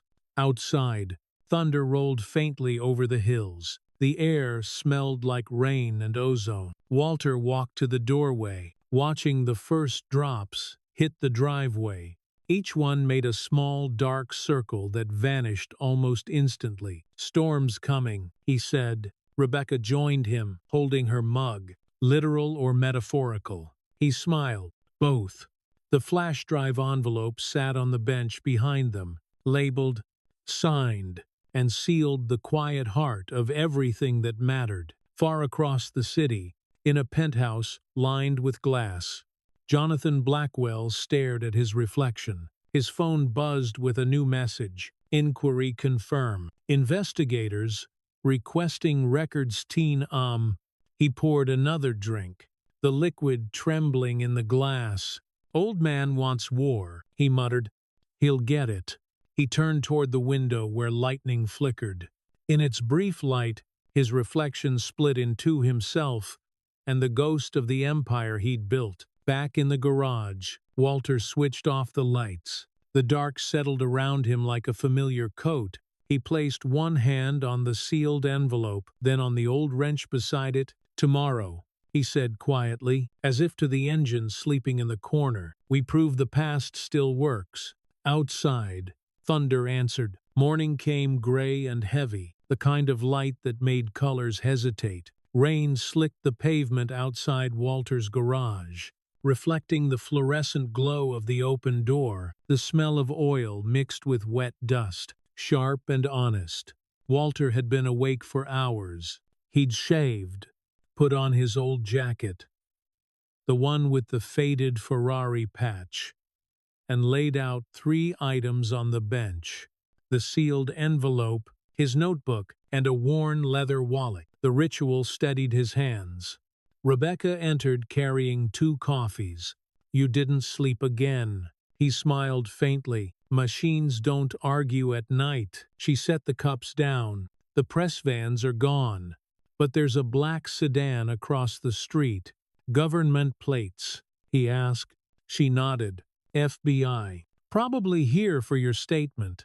Walter glanced at the envelope. "Then let's make sure they leave with truth, not gossip." When the agents came, they were polite but deliberate.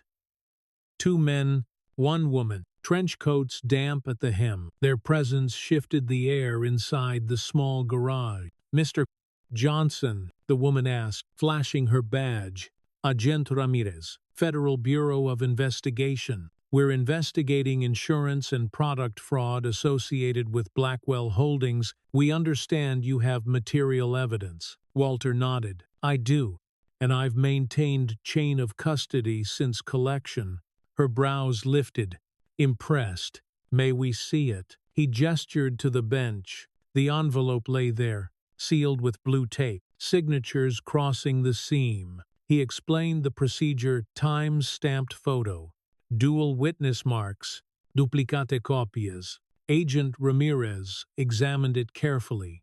"This is cleaner than most corporate evidence we get." "Engineering taught me one rule," Walter said. "You build it like someone's life depends on it, because it might." The second agent, a young man, nodded toward the camera above the bench. "You record everything." Walter turned to Rebecca. "Show them."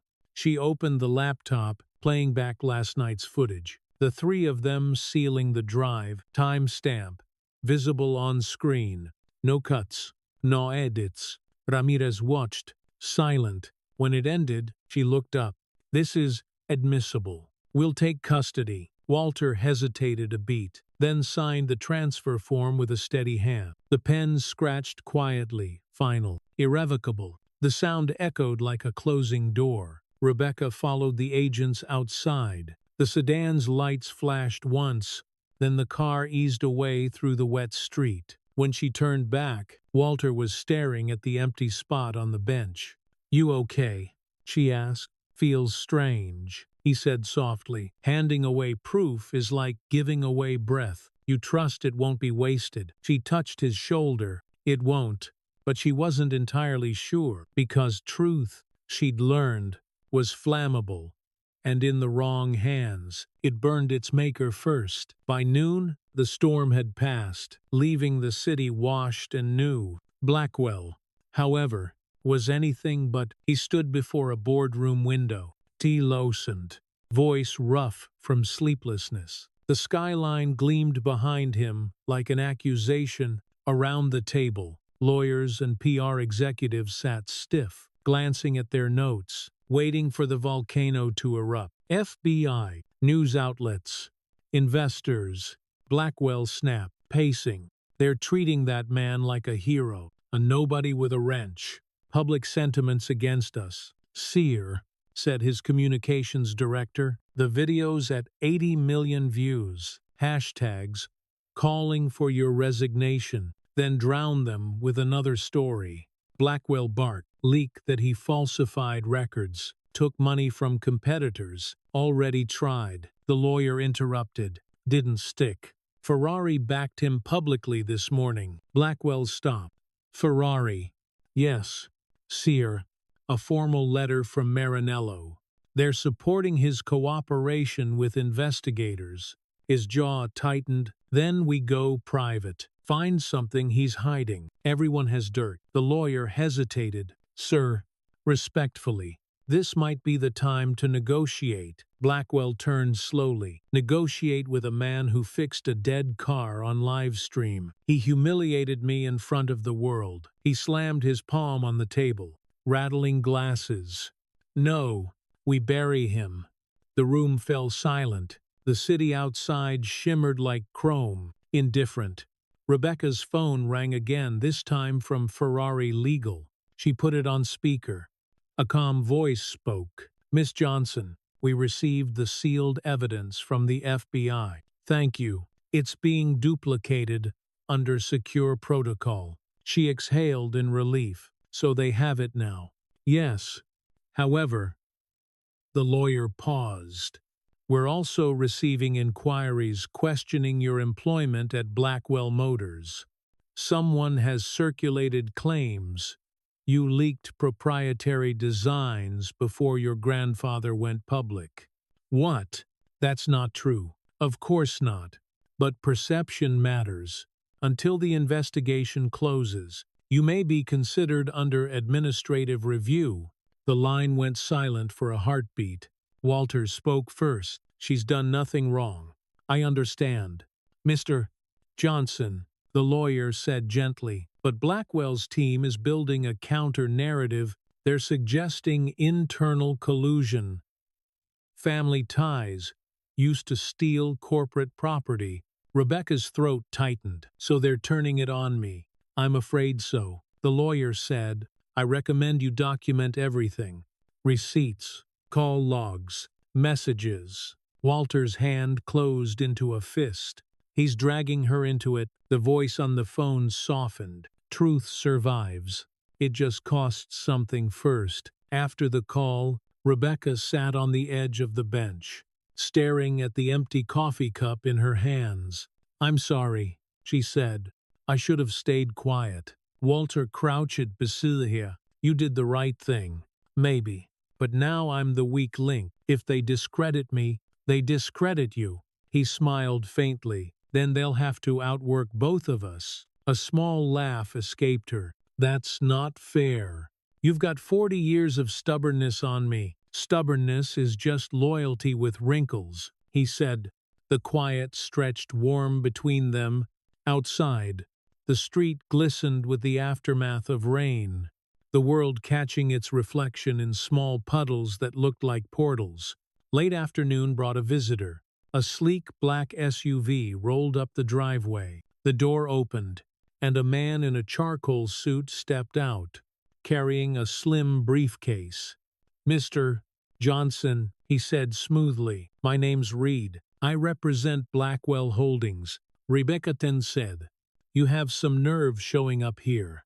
The man smiled politely. I'm not here to threaten. I'm here to offer closure. Walter raised an eyebrow. Closure usually comes after guilt. Reed opened the case, revealing a single folder and a check already filled out. Mr. Blackwell is prepared to offer a private settlement, $2 million. In exchange, you retract all public claims and sign a non-disclosure agreement. Rebecca's eyes widened. You're bribing him. It's not a bribe, Reed said calmly. It's mercy. You're an old man. You don't need courtrooms and subpoenas. You need peace. Walter studied the man for a long moment. Peace built on silence. Peace built on survival, Reed countered. You'll still be remembered fondly. The internet will move on in a week. This way, you retire with dignity. Walter's hand brushed the edge of his workbench. His fingers found the old wrench lying there, a familiar weight. He didn't lift it. He just let it rest in his palm like punctuation. Tell your boss, he said quietly, that dignity isn't something you can buy after you've sold the truth. Reed blinked. You're making a mistake. No, Walter said. I'm making a point. He turned to Rebecca. Call Agent Ramirez. Tell her we just got an attempted interference. Reed exhaled through his nose, annoyed but composed. You think this changes anything? Evidence gets misplaced all the time. Accidents happen. Walter's gaze sharpened. You just confessed to intent. Reed froze. Rebecca had already hit record on her phone. The red light blinked softly between them. Conversation logged, she said. For the first time, the lawyer's poise cracked. He snapped the briefcase shut and walked back toward the SUV, rain splashing under his shoes. You'll regret this, he said without turning around. Walter watched him leave. Maybe, he murmured, but regrets lighter than guilt. That night, the wind picked up again. Rebecca slept on the couch. Walter couldn't. The house hummed in the dark pipes. Viers, the small living heartbeat of shelter, he sat by the window, notebook open, writing one slow line after another. When the clock hit midnight, he wrote the last entry. Truth sealed, interference recorded, risk transferred. Rebecca collateral. Protect witness integrity at all costs. He underlined it once, closed the book, and set it beside the wrench. Outside, headlights flared briefly. The same SUV parked half a block down. Walter watched it for a moment, then reached under the desk and flipped a small switch. The security cameras came alive, red dots glowing in the dark. Let's see who blinks first, he whispered. At 2 a.m., Rebecca stirred awake to a faint sound. Tires on gravel. She sat up, listening. The cameras hummed, screens flickering softly. One image caught motion, a figure near the garage door, shadow against silver rain. "Grandpa," she hissed. He was already standing, flashlight in hand. "Stay inside." She followed anyway, barefoot, heart pounding. The garage door was ajar just an inch. Walter pushed it open slowly. Nothing but wind, then footsteps behind the truck. "Stop," Walter said. A man bolted toward the side fence, hood up. Walter grabbed the flashlight and aimed too late. The figure disappeared into the dark. Rebecca's voice shook. "You saw him." "Enough," he said. He walked to the bench, everything intact except one thing. The copy drive. Gone. His stomach dropped. He took it.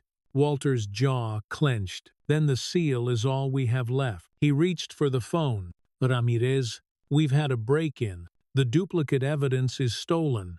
Only the FBI copy remains." The agent's voice crackled through the line. "Stay put. We'll send a unit." They waited in silence after the call. Rain battered the roof like static. Rebecca sat beside him, trembling. "They'll try again. I know. They could hurt you." He turned to her. "I've been hurt before. This time, it'll matter." She swallowed. "I'm scared." "So am I," he said gently. "Courage isn't lack of fear. It's working anyway." She leaned against his shoulder. The sound of sirens grew faint in the distance, approaching salvation or aftermath. When the agents arrived, they dusted prints, collected statements, promised follow-up. The FBI still had the sealed original. That was what mattered. Before leaving, Ramirez said quietly, "We'll move the remaining witnesses to protective locations if needed." Walter shook his head. "Not yet. If I vanish now, he wins twice." She nodded, respect clear in her eyes. "Just don't underestimate what he's capable of." "I don't," he said. "That's why I built backups." Ramirez frowned. "Backups." He smiled faintly. "Engineers don't trust one ignition source." By sunrise, calm returned. Rebecca, though, said again, finally exhausted. Walter stepped outside into the cold dawn, barefoot on the wet concrete. The city smelled clean, rinsed of yesterday. Across the street, the black sedan was gone. In its place, a mailbox flag stood upright, red against gray. He opened it. Inside, an unmarked envelope. No stamp. He unfolded the single sheet inside. "You won't outrun silence. J.B." He folded it neatly and slipped it into his pocket. Expression unreadable. Then he looked up at the pale sky and whispered, "Watch me." Back in the garage, he turned on the recorder one last time and spoke directly to camera voice. Steady, eyes sharp. "This record verifies the chain of custody for evidence now held by federal authorities. If anything happens to me or my granddaughter, this file serves as testimony. I built engines to endure heat. Now I trust the truth to do the same." He reached forward and pressed stop. The screen froze on his face, a man not scared, not triumphant, just certain. The file name auto-saved. Lock 3 WJ. Themis stump. Lindsay 51 amp. The seal complete. Morning news bled through every channel. Walter's face, the red Ferrari, and that one phrase now immortalized as caption and hashtag, "Engines don't lee." By the end of the week, that sentence had been printed on T-shirts, mugs, and protest signs. Outside Blackwell Motors, former employees stood under drizzle holding cardboard. Payback with interest. Truth has torque. We stand with Walter. Walter didn't go downtown. He watched from his living room window while tightening the small bolt on his wristwatch. The hand had stopped moving since the break-in. "Everything mechanical wants to run," he murmured, "until someone starves it." Rebecca poured coffee behind him. The bureau called. "They're filing charges." He looked up. Against whom? Blackwell. Wire fraud. Evidence tampering. Obstruction. Agent Ramirez says they'll move to freeze his assets by Friday. Walter nodded once. The words should have felt like victory. They didn't. Victory never did. Not when you'd seen what it cost to reach. Across town, Blackwell stared at his reflection in a two-way mirror. The interrogation room was smaller than the rooms he was used to commanding. His suit looked more expensive than the furniture. The agent across from him, a young man with a file thicker than a transmission, read aloud. "Payment routed through holding company Atria Group. Cayman account. Wire memo. Demonstration vehicle failure. Expedite claim." Care to explain? Blackwell smiled thinly. "Business strategy. Demonstration units are meant to showcase performance. Sometimes failure is the show. Failure that kills engines. Engines don't have feelings." The agent closed the folder. "No, but juries do." By evening, the internet had turned the interrogation still into another meme. "Engines don't have feelings" trended for 12 hours, half mockery, half disgust. Rebecca scrolled through the noise, her heart sinking. "Grandpa, you should stay off social media." "I am," he said. "It comes to me anyway." She glanced at him. "You're getting death threats now." He shrugged. "Then they're paying attention." "Please don't joke." Her voice cracked. "They posted our address." "Grandpa." He turned slowly. "Who did?" "Anonymous accounts. Probably bots, but still." He exhaled through his nose, the sound tired but steady. "Lock the side door. Keep lights low tonight." Rebecca hesitated. "Maybe we should go to Modena." Ferrari offered flights again. "No," he said. "Running would make it look like guilt. And this house." He looked around the workshop, the tools, the chalk markings, the smell of tin and rain. "This house remembers the truth." The next day began ordinary. Walter fixed the fence hinge, cleaned the carburetor of his neighbor's lawnmower, refused the money. Small tasks, rituals of sanity. By afternoon, the FBI truck arrived again. Agent Ramirez stepped out, raincoat flaring. She looked different, tighter, urgent. "Mr. Johnson, we have a problem." Rebecca appeared in the doorway, wiping her hands. "What kind?" Ramirez lowered her voice. "Someone inside the bureau leaked the investigation log. Blackwell's lawyers already know about the chain of custody file and your recorded statement." Walter's eyes narrowed. "They'll try to discredit it. They're claiming procedural mishandling, unauthorized evidence transfer, compromised witness." "Compromised," Rebecca repeated. "Meaning me?" Ramirez nodded reluctantly. "They'll call you biased. They'll call him senile. They'll try to get the whole thing thrown out on a technicality." Walter's voice stayed calm. "What's the deadline?" "Hearing scheduled Monday morning. If we can't prove custody integrity before then, the file gets suppressed." Rebecca frowned. "That's 3 days. 72 hours. Ramirez said, "We'll need you both in D.C. by Sunday night." Walter's hand rested on the table. "Then we'd better start packing." That night, he couldn't. Instead, he sat at the bench, tracing the outlines of the old wrench, the same one he'd used to open the Ferrari's hood the first day. The metal was cool, scarred, faithful. Rebecca watched from the doorway. "You're thinking again," he smiled. "Always. About him, about what happens after him." She walked over, sat beside him. "You think they'll win?" "No," he said, "but they'll try to outlast." He looked up. "Every engine breaks from fatigue, not force. Same with people." Her eyes glistened. "Then maybe rest tonight." He chuckled softly. "Later. Right now I'm calculating torque." She frowned. "For what?" "For the truth. It needs tightening." Meanwhile, in the city's tallest hotel, Jonathan Blackwell held a private meeting with 3 men in gray suits. The suite lights were dimmed, the curtains drawn against the skyline. "You want to beat an old man," said one. "You don't fight him in daylight. You fight in paperwork." Another slid a folder across the table. "We've arranged a private expert, Dr. Vernon Keller. He'll testify the footage was edited." Blackwell nodded slowly. "Fabricate metadata. Already done. Timestamp offset by 47 seconds. Looks like tampering. And the original file, gone from online drive. Replaced quietly last night." Blackwell allowed himself a small, thin smile. "Excellent.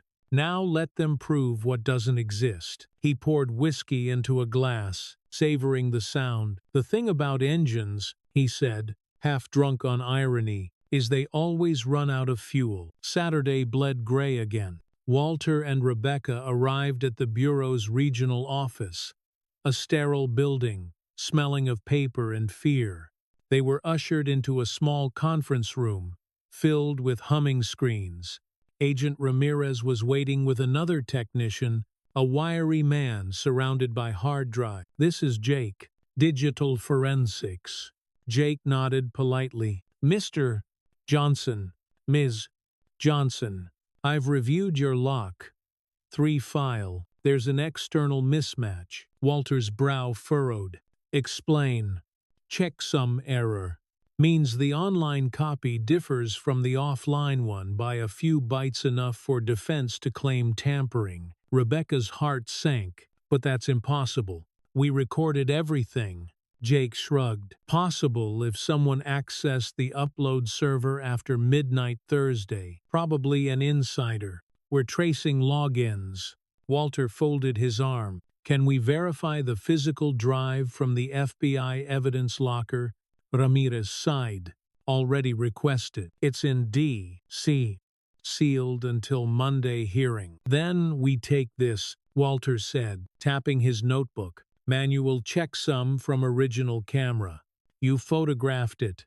Rebecca blinked. "You did. Habit," he said simply. Jake smiled despite himself. "Old school but valid. If that photo shows the hash before alteration, we can prove the manipulation came later." Walter turned to Ramirez. "Then Monday's not lost." "No," she said, "just expensive." Sunday evening. Hotel room in D.C. The air smelled of chlorine from the hallway pool. Rebecca sat cross-legged on the bed, reviewing notes, while Walter adjusted his tie in the mirror. He looked out of place, too real for polished corridors. "You sure you're ready for court?" she asked. "I built engines for Italian racers," he said. "They screamed louder than lawyers." She smiled nervously. "You'll be fine." He looked at her reflection. "You won't leave me on the stand alone, will you?" "Never."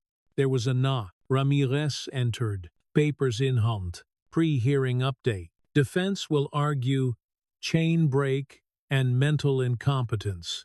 Rebecca stiffened. "They'll say he's crazy. They'll say his memory's unreliable." Walter's eyes glinted. "Good thing I wrote everything down." Ramirez allowed a rare smile. "Let's keep it that way." Monday morning, federal courthouse. The building rose white against the overcast sky, its columns wet with rain. Cameras lined the steps. Reporters shouted names. The air hummed with expectation.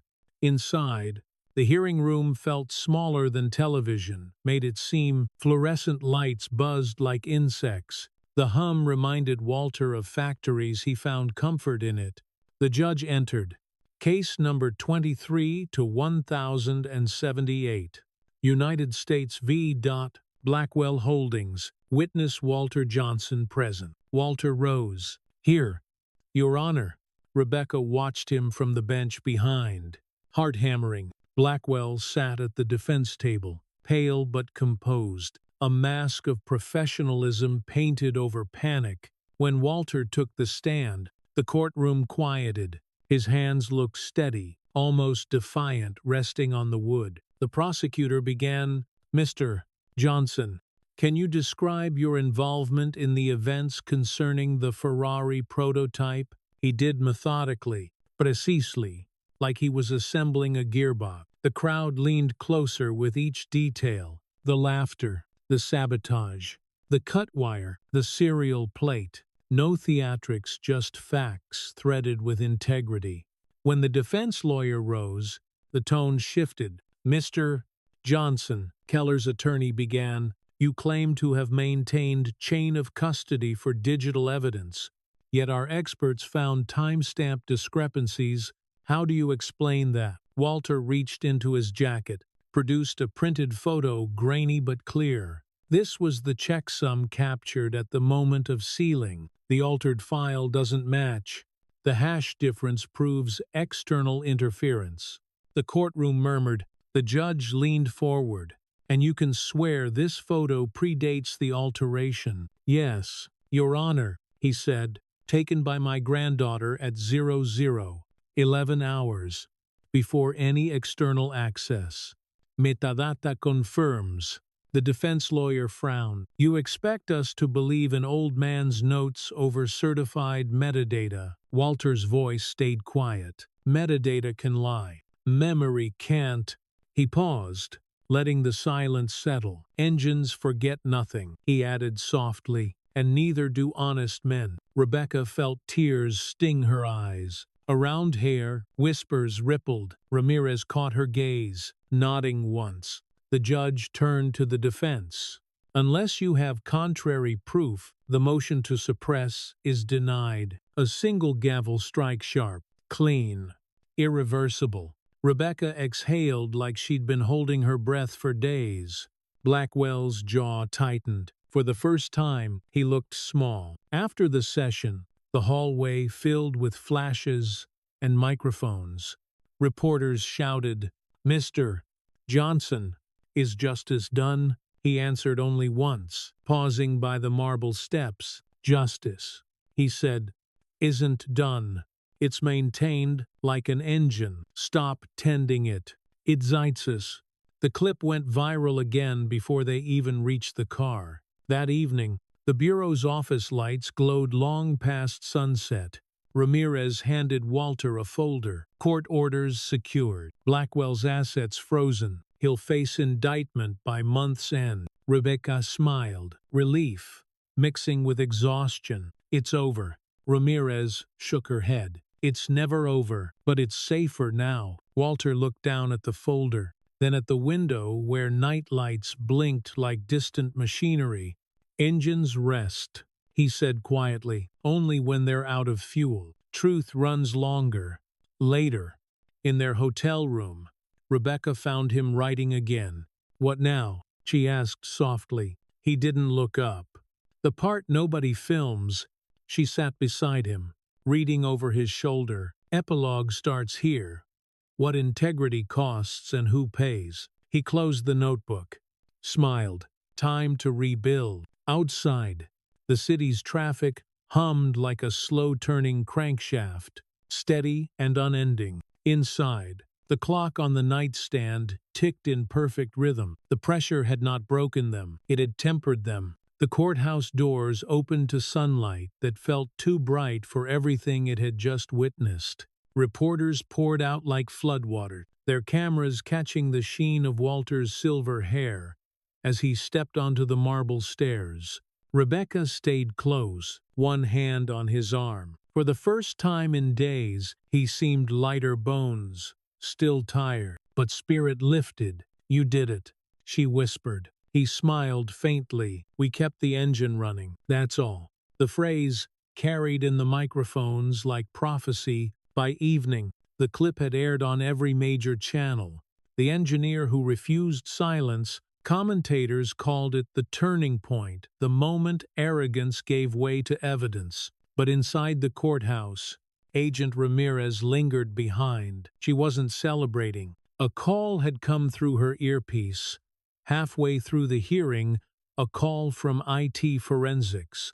The one thing you never want to hear when you've just won. A duplicate drive identical to Walter's had surfaced, only this one contained something new. 2 nights later, Walter sat on his porch watching the quiet street. The air smelled of jasmine and cooling asphalt. A low hum came from inside the old radio.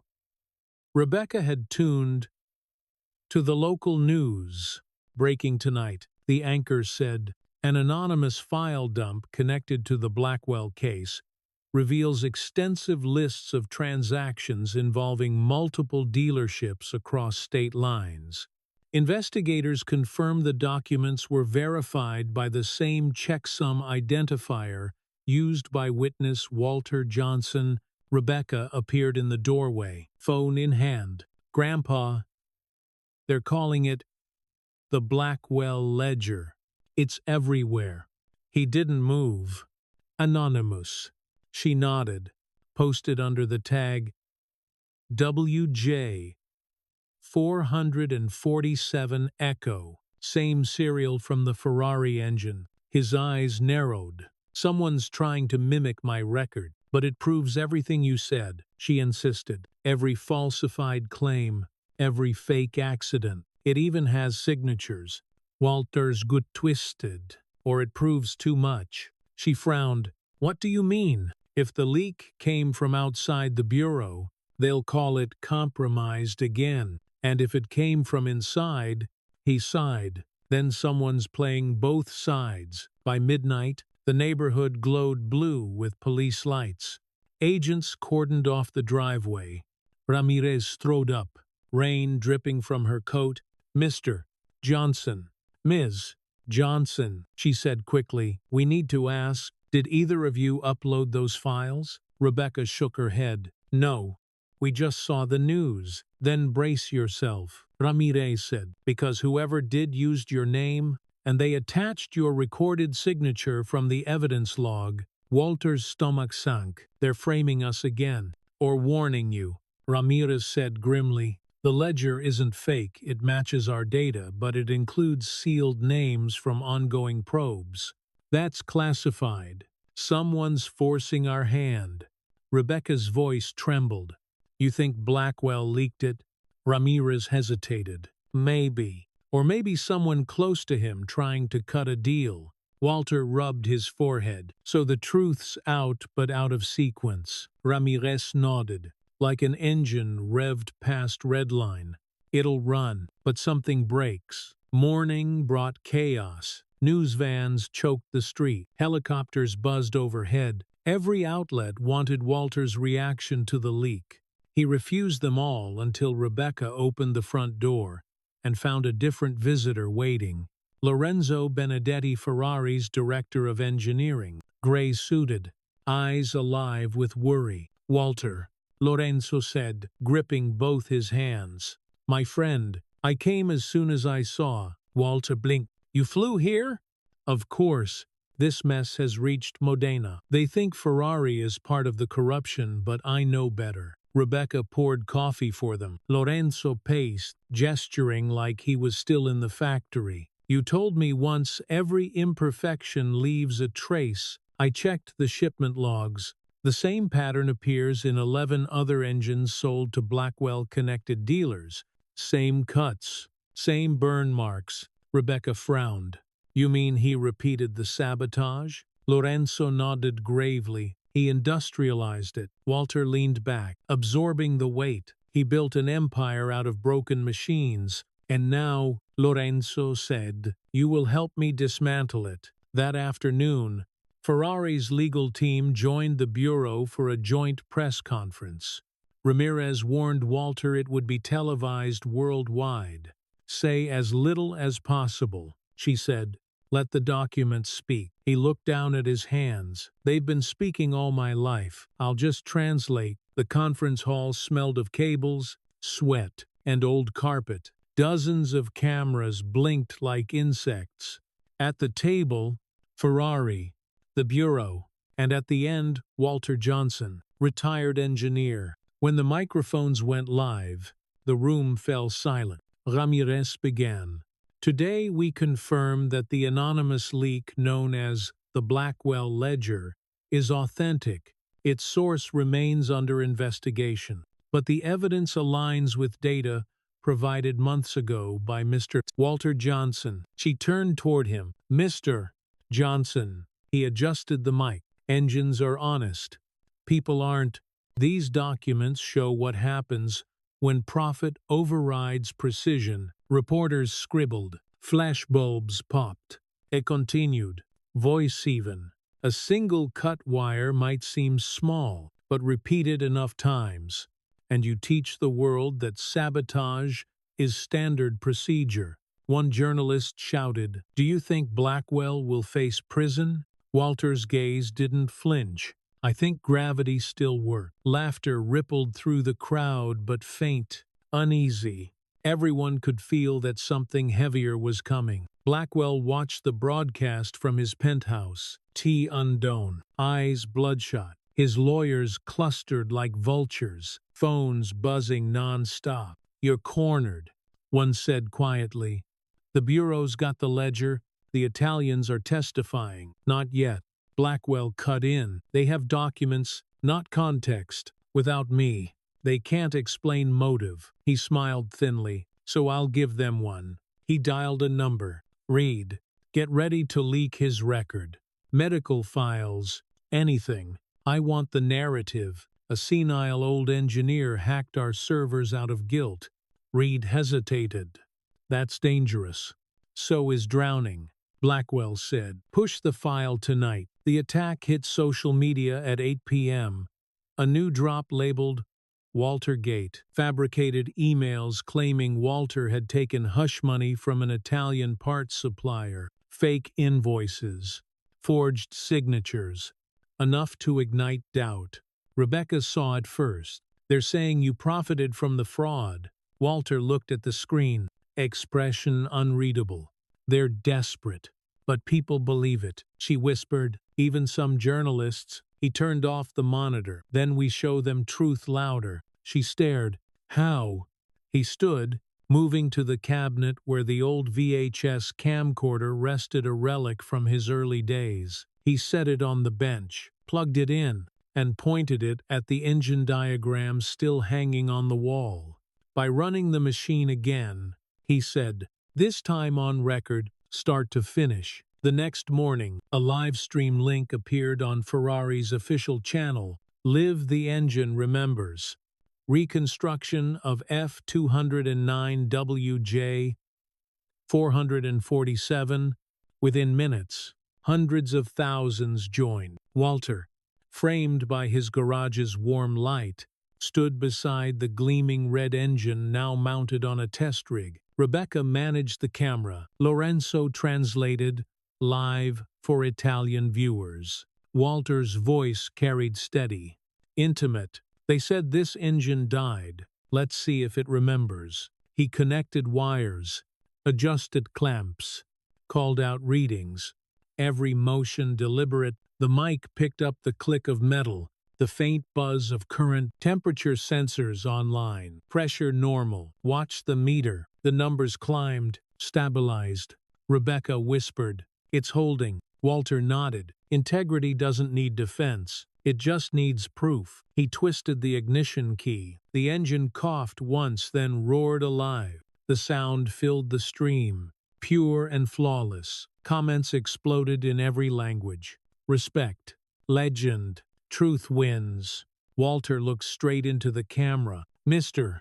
Blackwell," he said softly, "this is your confession playing in 12 million homes." In Blackwell's penthouse, silence fell. The live stream thunder vibrated through his speakers. His phone rang again, unknown number. He answered, "What?" a voice replied, calm and precise. "This is Agent Ramirez. We're outside." He turned toward the window. Flashing lights reflected on the glass towers below. He said nothing. "Mr. Blackwell," Ramirez continued, "you're under arrest for fraud, conspiracy, and obstruction of justice." He laughed a thin, empty sound. "The world loves its heroes. Let's see how long they last." Then he set down the phone, walked to the bar, poured a final drink as sirens climbed the building. When the agents entered minutes later, they found him seated by the window, staring at the skyline he no longer owned. 3 days later, the Bureau released an official statement. Case closed, assets recovered. $84 million. Indictments. Ferrari. Convictions pending. News networks played a new montage Walter's live stream beside Blackwell's arrest footage. 2 men, one fallen by his own arrogance, one lifted by patience. In his garage, Walter turned off the monitor, exhaling slowly. "It's done." Rebecca leaned against the workbench. "No appeals. They'll try," he said. "But the engine ran. That's proof enough." She smiled, exhaustion softening her face. "You realize you're famous now?" He chuckled. "That's just another word for tired." They stood in silence, the hum of cooling metal filling the room. Later that night, Walter wrote in his notebook again. Reveal complete. Pressure equalized. Cost. Trust. Sleep. Innocence. Reward. Clarity. He closed the cover, turned off the lamp. Rebecca's voice came from the doorway. "Grandpa." He looked up. "Yes." She smiled. "You always said engines don't lie, but sometimes they forgive." He thought about that, then nodded. Maybe that's what running again means. Outside, rain started. Soft, cleansing, rhythmic. It sounded almost like applause fading into distance. In Modena, Lorenzo stood before a crowd of engineers holding a bronze plaque bearing Walter's name. He raised his voice above the cheers. "Integrity," he said, "isn't a part, it's the entire system." The applause rolled through the hall like the echo of a revved engine. And somewhere in California, an old man looked up from his window and smiled, as if hearing it across oceans. The world didn't end when justice landed. It just got keter. After months of engines roaring, cameras flashing, and lawyers talking, silence returned like a long-forgotten melody. Walter Johnson sat at the same workbench where it had all begun, polishing a set of old wrenches. They gleamed under the workshop light, as though the metal understood what it had survived. On the wall behind him hung a framed photograph from the press conference. Walter, Rebecca, Agent Ramirez, and Lorenzo Benedetti, standing together before the Ferrari engine alive and running. Rebecca in terror, holding a thick envelope. "Official notice," she said, setting it down. "Blackwell pled guilty this morning." Walter didn't stop polishing. "All counts, all 12. Fraud, obstruction, insurance falsification, corporate misconduct. He's looking at 20 years minimum." He nodded once, calm as weathered steel. "Engines break fastest under denial. People too." Rebecca smiled faintly. "You and your metaphors, they're just blueprints," he said. "For life." Outside, sunlight spilled through the half-open door, warming the concrete floor. The neighborhood kids had gathered by the curb again, peeking in like pilgrims. Word had spread Walter Johnson, the man who rebuilt a Ferrari and dismantled corruption, lived right here. He waved them in. "Come on, then," he said. "Engines won't fix themselves." The youngest, a boy named Marcus, approached shyly. "Mr. Walter, can I really learn this?" Walter nodded. "If you can listen more than you talk." Marcus grinned. "That's hard." Walter laughed. "Then you'll be great. Every good mechanic starts with curiosity." Rebecca watched them, heart full. She saw how the weight of months, the fear, the courtroom, the threats seemed to have dissolved into something new, purpose. Later that afternoon, the garage filled with motion again. 3 kids turned bolts under Walter's supervision. Rebecca managed tools and notes like an assistant professor. The smell of grease and youth mingled in the warm air. "Remember," Walter said, "torque is about balance. Too little, and it slips. Too much, and it strips. Same goes for promises."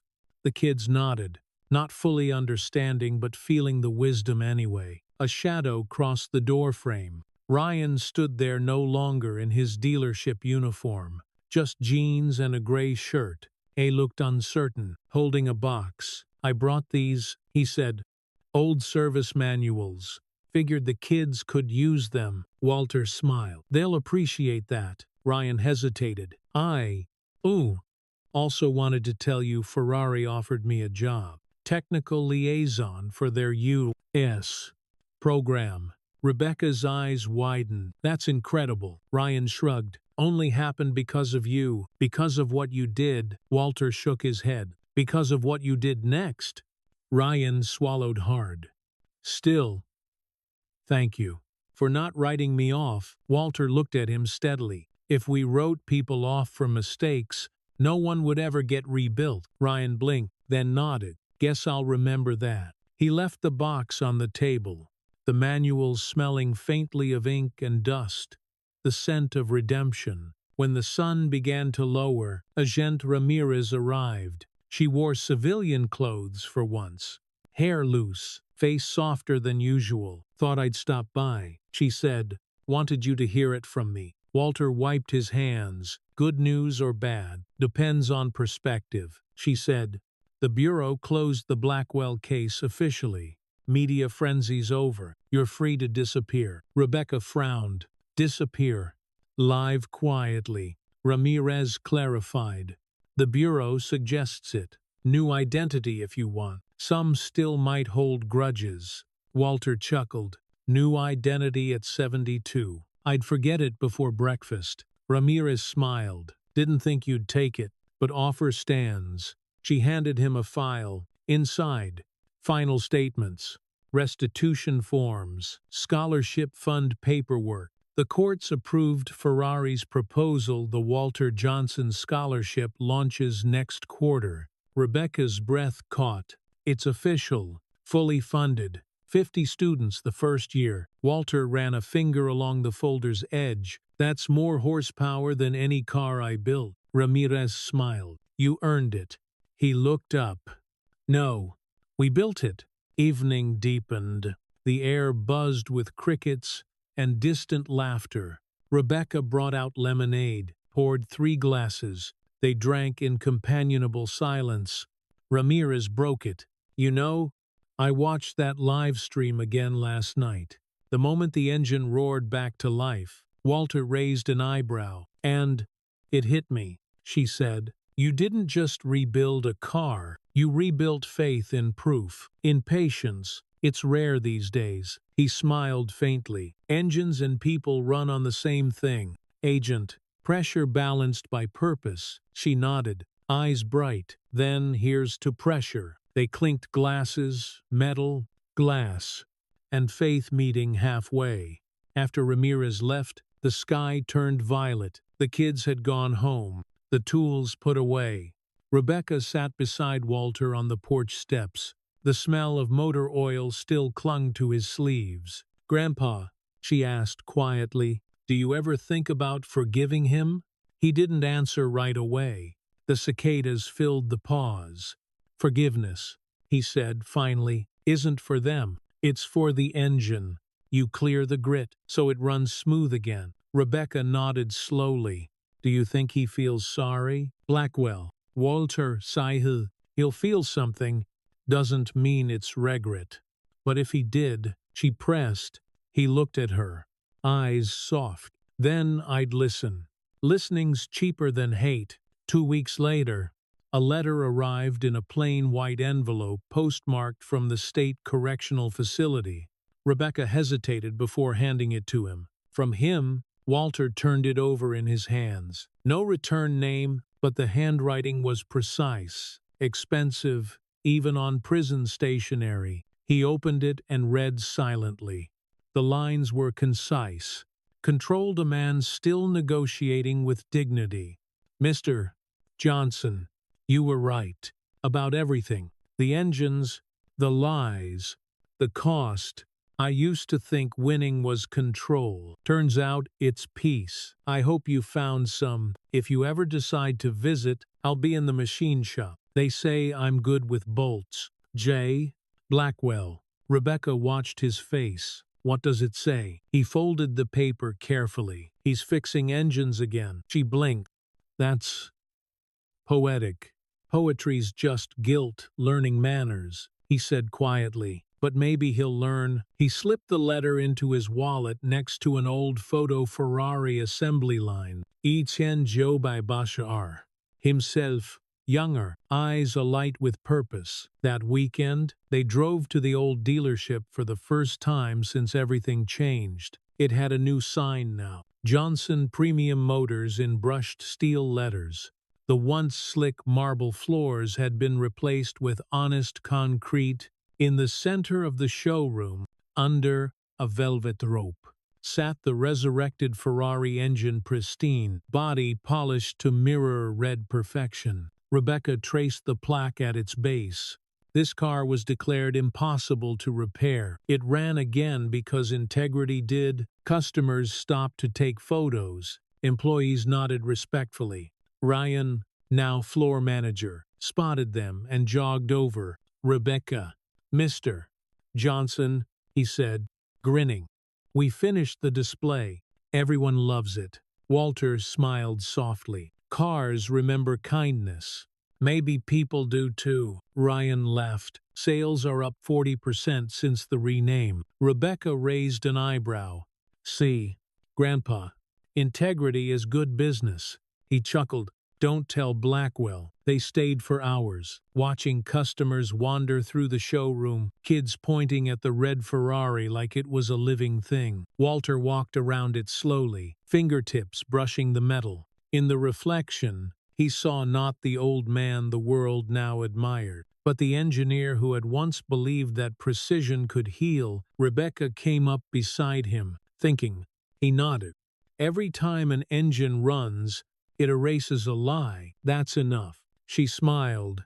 You always know how to end a story. He looked at her warmly. Stories don't end, Rebecca. They idle. That night, back home, he couldn't sleep. He went to the garage, turned on the lamp, and opened his notebook one last time. The pages were full sketches, timestamps, fragments of philosophy. He turned to the back and wrote, Final entry.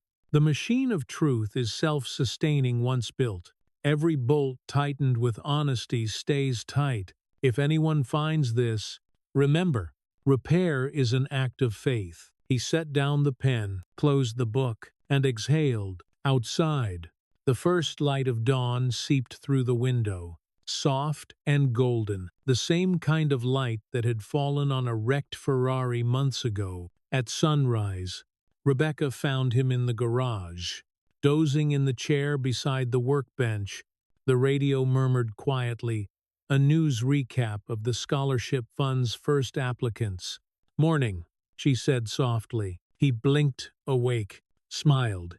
Didn't mean to nap. You were dreaming, she teased. Maybe, he said, felt like flying. She poured coffee, handed him a mug. The world's calmer now. He nodded. Engines hum best after storms.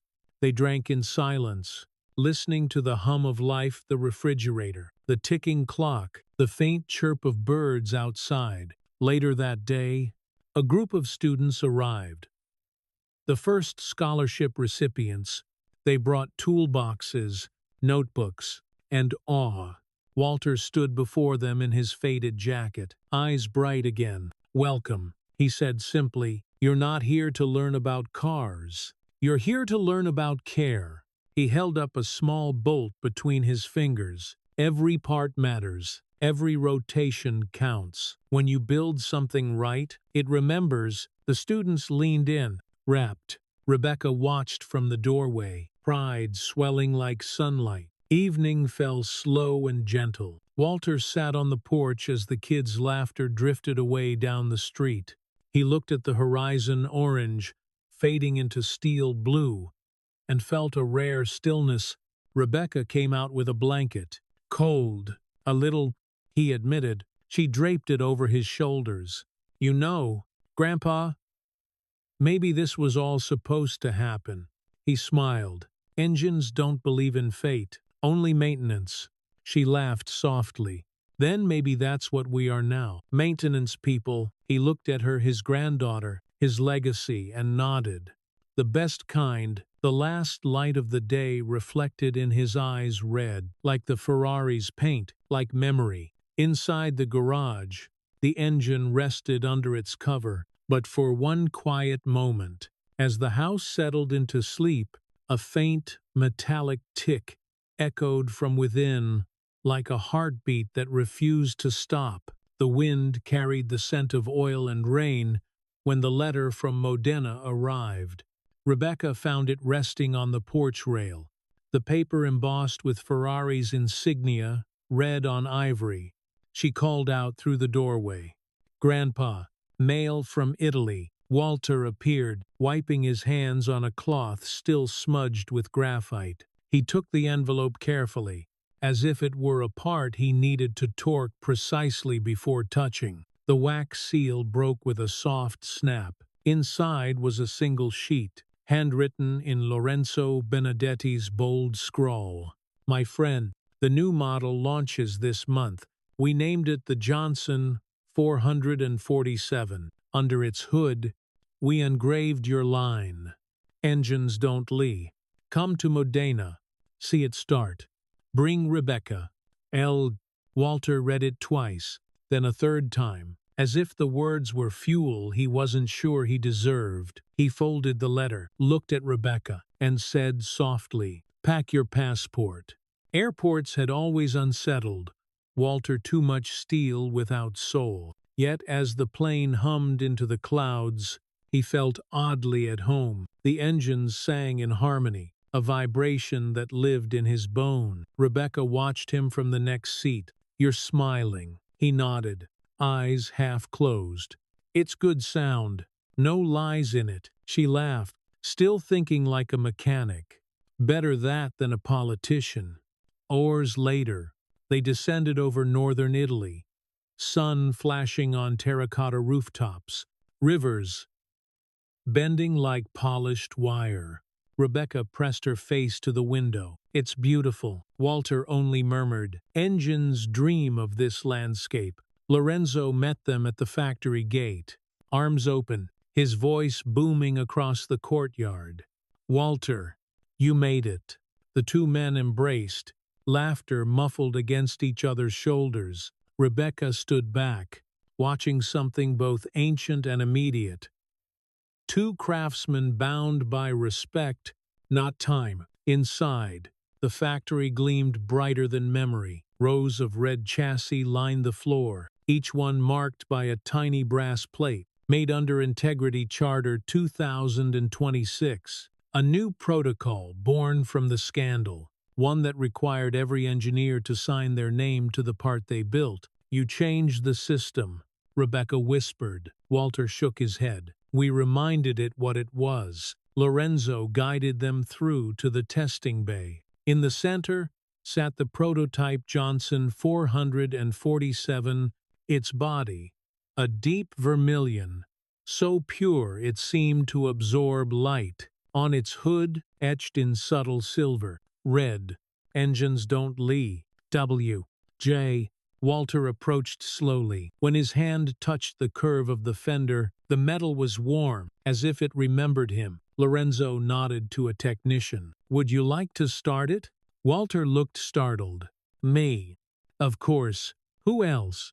The key turned with a weightless click, a heartbeat of silence, then ignition. The Johnson 447 roared alive, its tone low, clean, almost human. Rebecca felt tears sting her eyes. Around them, the workers clapped, the sound echoing through the hangar like rainfall on glass. Walter closed his eyes. He remembered every hum he'd ever trusted, every vibration that told the truth before words could. When he opened them again, Lorenzo was watching. "Still precise," Walter said. "No drift."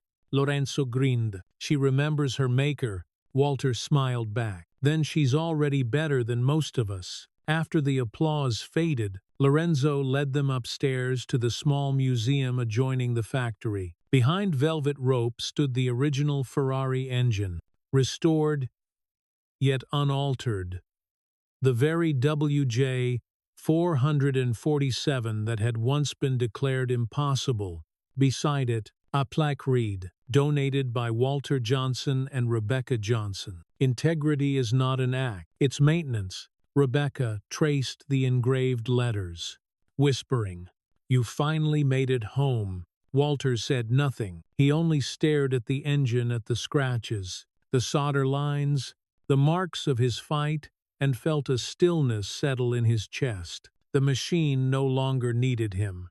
It was running on its own story now. That night, they dined at a small trattoria tucked behind the Piazza Grande. Candlelight flickered on polished wood. Rain tapped gently against the windows. Rebecca tasted wine for the first time in weeks and sighed. "I forgot how to rest." Walter smiled. "That's why we build machines, so we can." Lorenzo lifted his glass. "To the stubborn ones who keep turning bolts after the world says stop." Rebecca raised hers. "To honesty that outlives its proof." Walter hesitated, then added quietly, "And to engines that forgive." They drank. Outside, the church bell tolled 9 times, each note ringing like an echo of an old heartbeat. Later, walking back to their hotel through narrow cobblestone streets, Rebecca slipped her arm through his. "Grandpa," she said softly, "what will you do now?" He looked up at the dusky sky. "I'm done fighting. Maybe I'll teach." "You already do," she said. He smiled. "Then maybe I'll keep doing it until the wrench slips from my hand." She squeezed his arm. "Promise you'll rest first." He didn't answer, just listened to the faint hum of cars somewhere beyond the square, their engines singing the same truth he'd spent his life defending. They returned home a week later. The world had moved on. Headlines faded. Reporters chased new scandals, yet letters kept arriving from students, mechanics, even competitors. Rebecca sorted them into piles, while Walter read one after another. Most were simple thank yous. Some were confessions. One, from a young woman in Detroit, read, "I watched your live stream. It made me stay in school. My dad says you fixed more than a car. You fixed how people see work. When I build my first engine, I'll sign my name too." Walter folded it carefully. "That one stays." Rebecca smiled. "You're collecting fans."